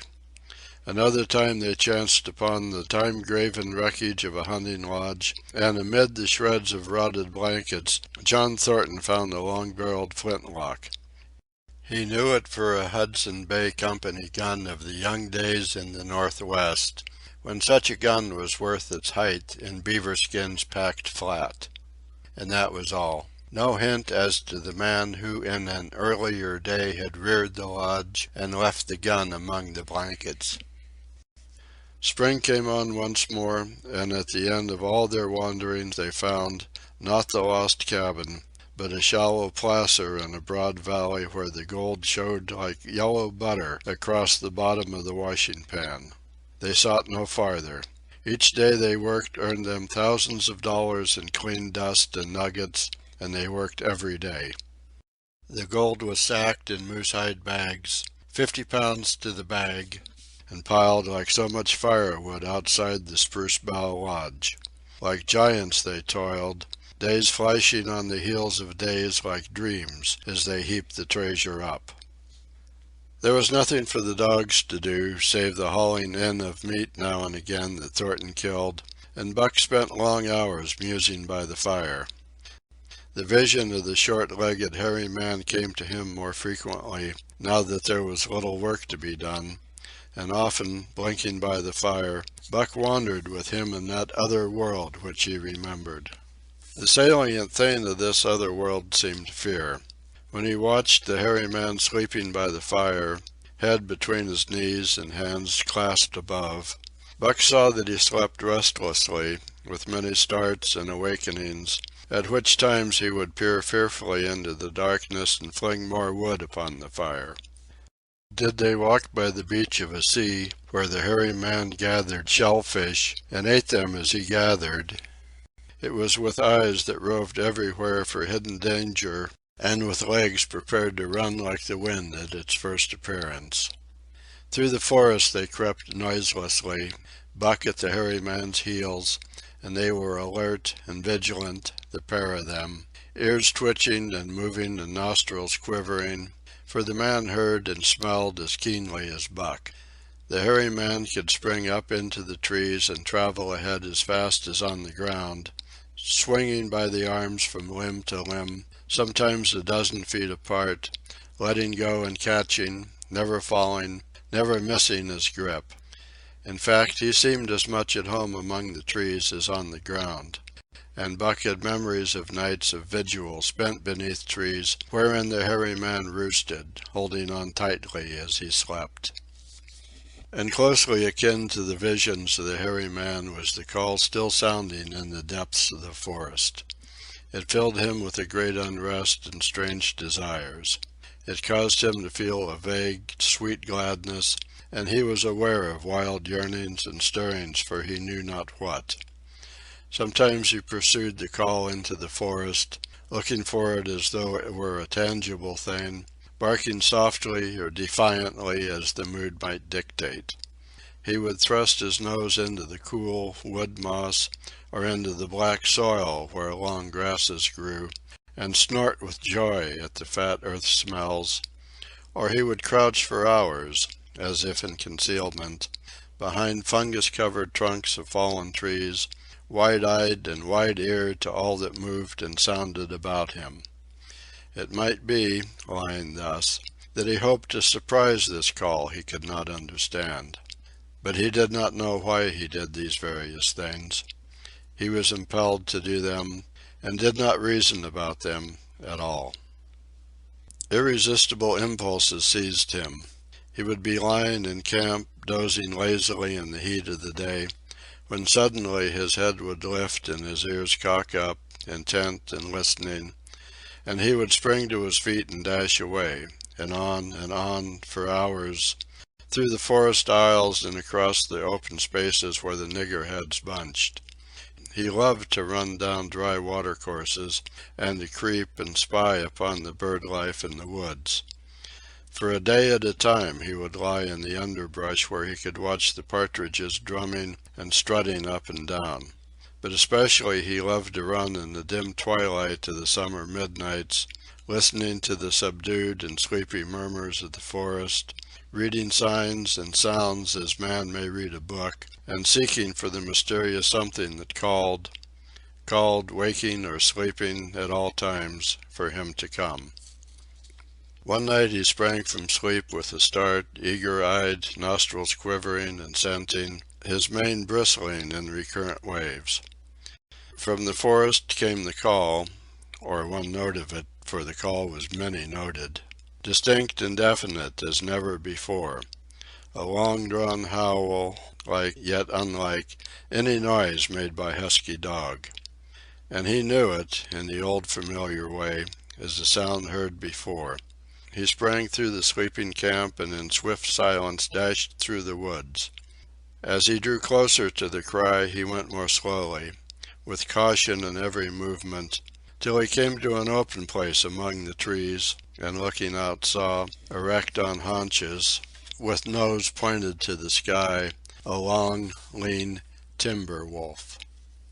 He had made no noise, yet it ceased from its howling and tried to sense its presence. Buck stalked into the open, half-crouching, body gathered compactly together, tail straight and stiff, feet falling with unwonted care. Every movement advertised commingled threatening and overture of friendliness. It was the menacing truce that marks the meeting of wild beasts that prey. But the wolf fled at the sight of him. He followed, with wild leapings, in a frenzy to overtake. He ran him into a blind channel in the bed of the creek where a timber jam barred the way. The wolf whirled about, pivoting on his hind legs after the fashion of Joe and of all cornered husky dogs, snarling and bristling, clipping his teeth together in a continuous and rapid succession of snaps. Buck did not attack, but circled him about and hedged him in with friendly advances. The wolf was suspicious and afraid, for Buck made 3 of him in weight, while his head barely reached Buck's shoulder. Watching his chance, he darted away, and the chase was resumed. Time and again he was cornered, and the thing repeated, though he was in poor condition, or Buck could not so easily have overtaken him. He would run till Buck's head was even with his flank, when he would whirl around at bay, only to dash away again at the first opportunity. But in the end Buck's pertinacity was rewarded, for the wolf, finding that no harm was intended, finally sniffed noses with him. Then they became friendly and played about in the nervous, half-coy way with which fierce beasts belie their fierceness. After some time of this, the wolf started off at an easy lope in a manner that plainly showed he was going somewhere. He made it clear to Buck that he was to come, and they ran side by side through the somber twilight, straight up the creek bed, into the gorge from which it issued, and across the bleak divide where it took its rise. On the opposite slope of the watershed they came down into a level country where were great stretches of forest and many streams, and through these great stretches they ran steadily, hour after hour, the sun rising higher and the day growing warmer. Buck was wildly glad. He knew he was at last answering the call, running by the side of his wood brother toward the place from where the call surely came. Old memories were coming upon him fast, and he was stirring to them as of old he stirred to the realities of which they were the shadows. He had done this thing before, somewhere in that other and dimly remembered world, and he was doing it again, now, running free in the open, the unpacked earth underfoot, the wide sky overhead.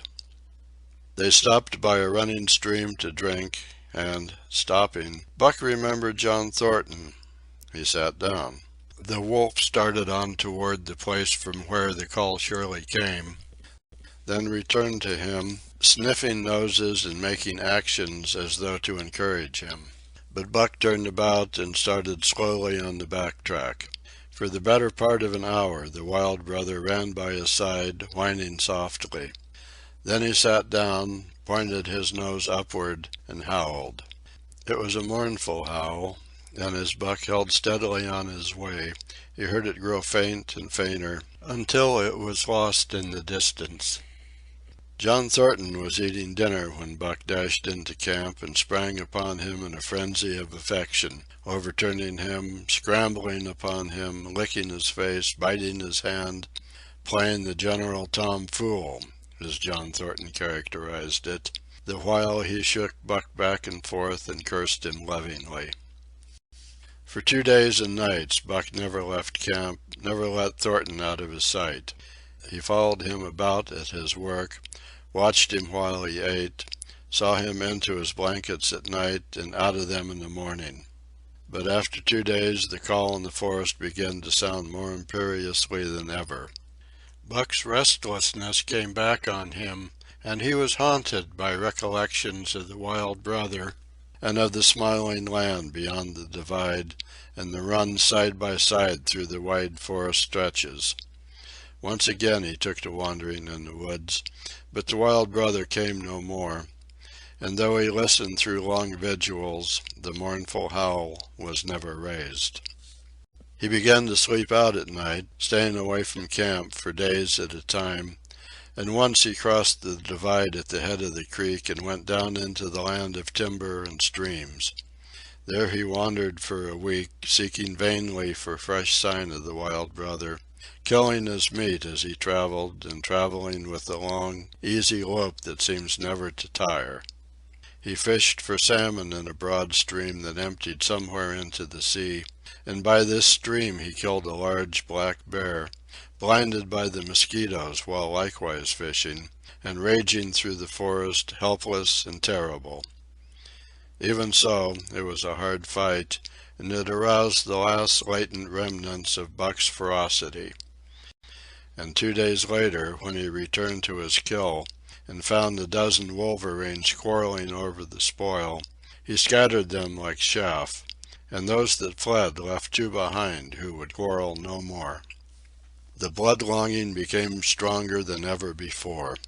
He was a killer, a thing that preyed, living on the things that lived, unaided, alone, by virtue of his own strength and prowess, surviving triumphantly in a hostile environment where only the strong survived.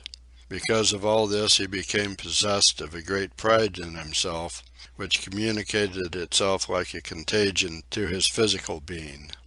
It advertised itself in all his movements, was apparent in the play of every muscle, spoke plainly as speech in the way he carried himself, and made his glorious furry coat if anything more glorious. But for the stray brown on his muzzle and above his eyes, and for the splash of white hair that ran midmost down his chest, he might well have been mistaken for a gigantic wolf, larger than the largest of the breed. From his St. Bernard father he had inherited size and weight, but it was his shepherd mother who had given shape to that size and weight. His muzzle was the long wolf muzzle, save that it was larger than the muzzle of any wolf, and his head, somewhat broader, was the wolf head on a massive scale. His cunning was wolf cunning and wild cunning, his intelligence shepherd intelligence and St. Bernard intelligence, and all this, plus an experience gained in the fiercest of schools, made him as formidable a creature as any that roamed the wild. A carnivorous animal living on a straight meat diet, he was in full flower, at the high tide of his life, overspilling with vigor and virility. When Thornton passed a caressing hand along his back, a snapping and crackling followed the hand, each hair discharging its pent magnetism at the contact. Every part, brain and body, nerve tissue and fiber, was keyed to the most exquisite pitch, and between all the parts there was a perfect equilibrium or adjustment. To sights and sounds and events which required action, he responded with lightning-like rapidity. Quickly as a husky dog could leap to defend from attack or to attack, he could leap twice as quickly. He saw the movement or heard sound, and responded in less time than another dog required to compass the mere seeing or hearing. He perceived and determined and responded in the same instant. In point of fact, the three actions of perceiving, determining, and responding were sequential, but so infinitesimal were the intervals of time between them that they appeared simultaneous. His muscles were surcharged with vitality and snapped into place sharply, like steel springs.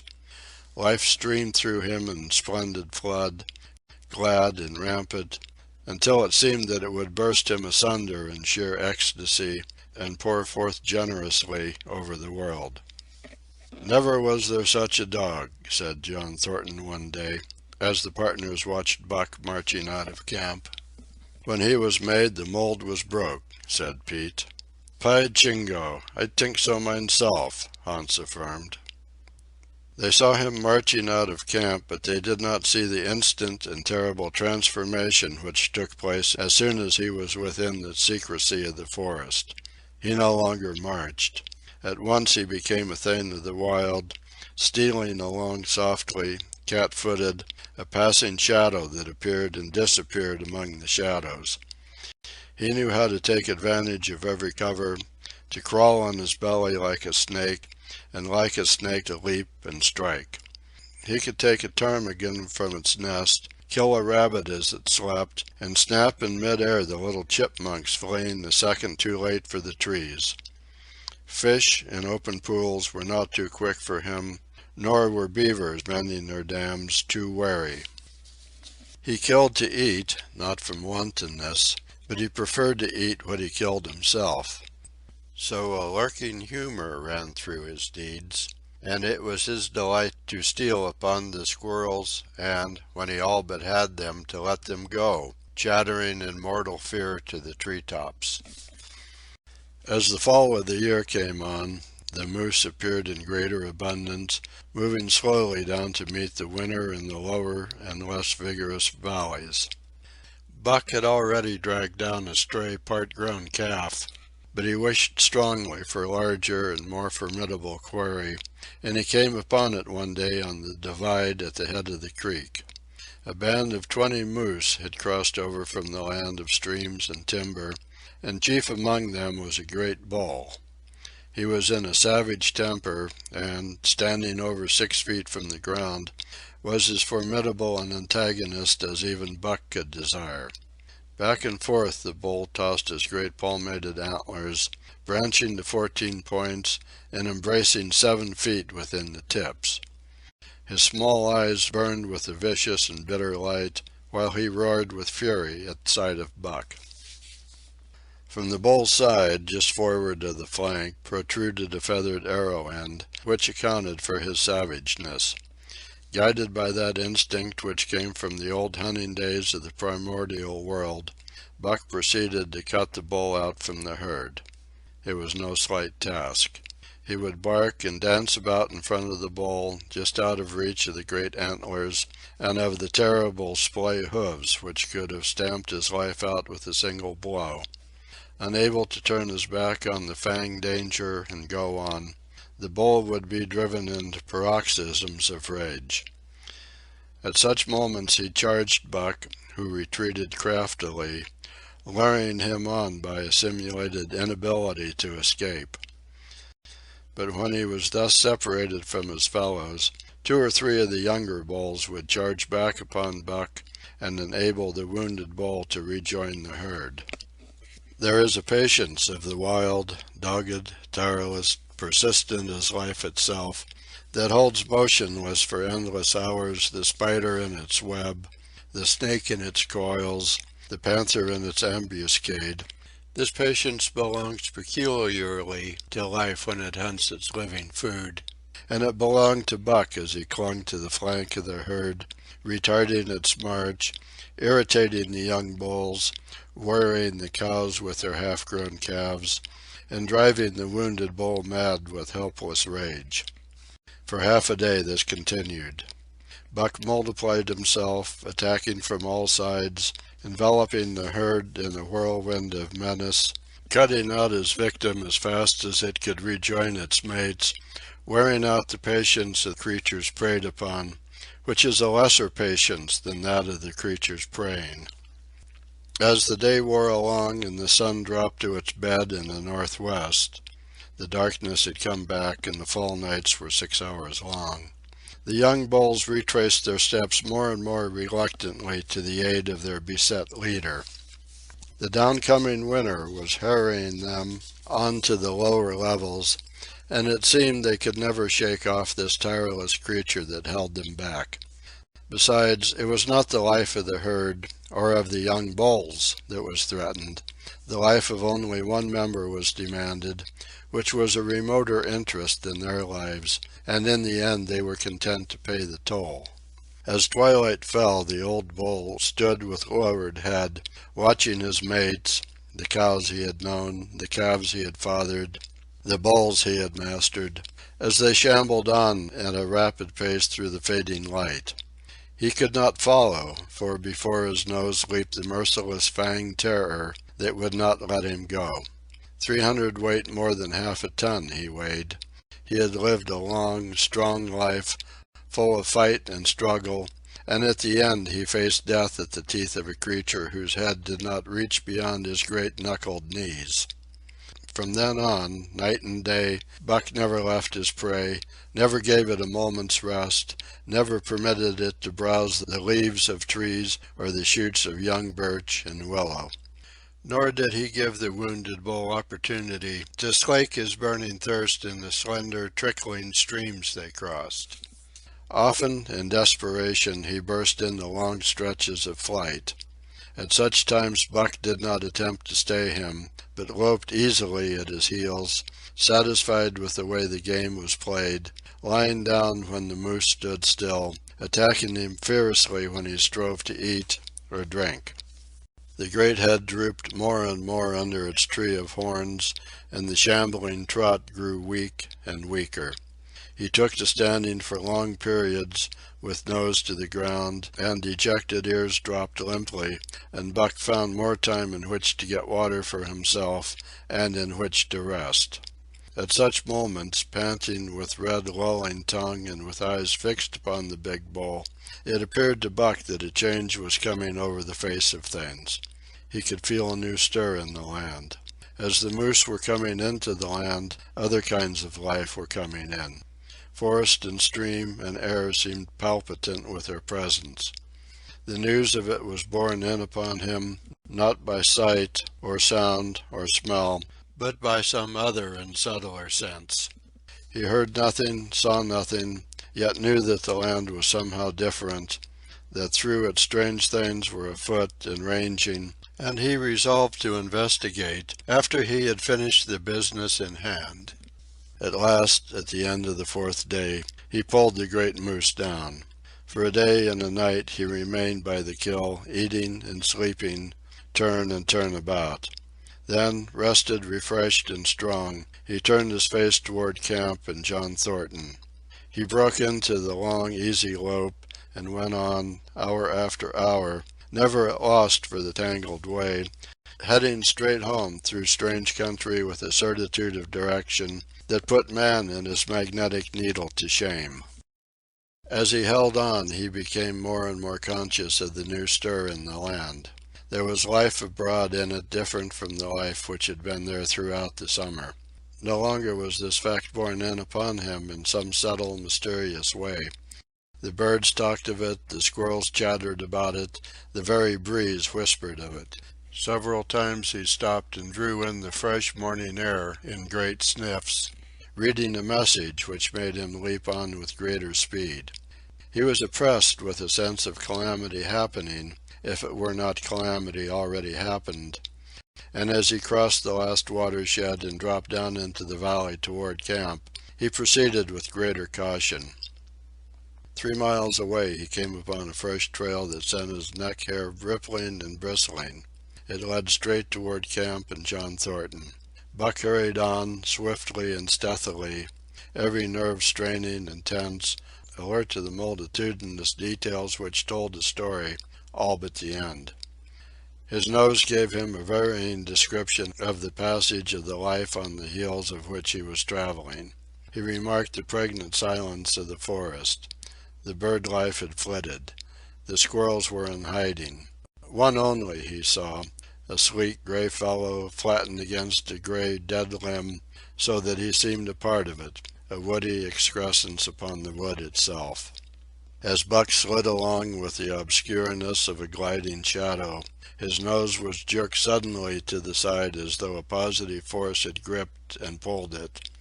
He followed the new scent into a thicket and found Nig. He was lying on his side, dead where he had dragged himself, an arrow protruding, head and feathers, from either side of his body. 100 yards farther on, Buck came upon one of the sled dogs Thornton had bought in Dawson. This dog was thrashing about in a death struggle directly on the trail, and Buck passed around him without stopping. From the camp came the faint sound of many voices, rising and falling in a sing-song chant. Bellying forward to the edge of the clearing, he found Hans, lying on his face, feathered with arrows like a porcupine. At the same instant Buck peered out where the spruce bough lodge had been, and saw what made his hair leap straight up on his neck and shoulders. A gust of overpowering rage swept over him. He did not know that he growled, but he growled aloud with a terrible ferocity. For the last time in his life he allowed passion to usurp cunning and reason, and it was because of his great love for John Thornton that he lost his head. The Yeehats were dancing about the wreckage of the Spruce Bough Lodge when they heard a fearful roaring, and saw rushing upon them an animal the like of which they had never seen before. It was Buck, a live hurricane of fury, hurling himself upon them in a frenzy to destroy. He sprang at the foremost man, it was the chief of the Yeehats, ripping the throat wide open till the rent jugular spouted a fountain of blood. He did not pause to worry the victim, but ripped in passing, with the next bound tearing wide the throat of a second man. There was no withstanding him. He plunged about in their very midst, tearing, rending, destroying, in constant and terrific motion which defied the arrows they discharged at him. In fact, so inconceivably rapid were his movements, and so closely were the Indians tangled together, that they shot one another with the arrows, and one young hunter, hurling a spear at Buck in midair, drove it through the chest of another hunter with such force that the point broke through the skin of the back and stood out beyond. Then a panic seized the Yeehats, and they fled in terror to the woods, proclaiming as they fled the advent of the evil spirit. And truly Buck was the fiend incarnate, raging at their heels and dragging them down like deer as they raced through the trees. It was a fateful day for the Yeehats. They scattered far and wide over the country, and it was not till a week later that the last of the survivors gathered together in a lower valley and counted their losses. As for Buck, wearying of the pursuit, he returned to the desolated camp. He found Pete where he had been killed in his blankets in the first moment of surprise. Thornton's desperate struggle was fresh written on the earth, and Buck scented every detail of it down to the edge of a deep pool. By the edge, head and forefeet in the water, lay Skeet, faithful to the last. The pool itself, muddy and discolored from the sluice boxes, effectually hid what it contained, and it contained John Thornton. For Buck followed his trace into the water, from which no trace led away. All day Buck brooded by the pool or roamed restlessly about the camp. Death, as a cessation of movement, as a passing out and away from the lives of the living, he knew, and he knew John Thornton was dead. It left a great void in him, somewhat akin to hunger, but a void which ached, and which food could not fill. At times, when he paused to contemplate the carcasses of the Yeehats, he forgot the pain of it, and at such times he was aware of a great pride in himself, a pride greater than any he had yet experienced. He had killed man, the noblest game of all, and he had killed in the face of the law of club and fang. He sniffed the bodies curiously. They had died so easily. It was harder to kill a husky dog than them. They were no match at all, were it not for their arrows and spears and clubs. Thenceforward he would be unafraid of them except when they bore in their hands their arrows, spears, and clubs. Night came on, and a full moon rose high over the trees into the sky, lighting the land till it lay bathed in ghostly day. And with the coming of the night, brooding and mourning by the pool, Buck became alive to a stirring of the new life in the forest other than that which the Yeehats had made. He stood up, listening and scenting. From far away drifted a faint, sharp yelp, followed by a chorus of similar sharp yelps. As the moments passed, the yelps grew closer and louder.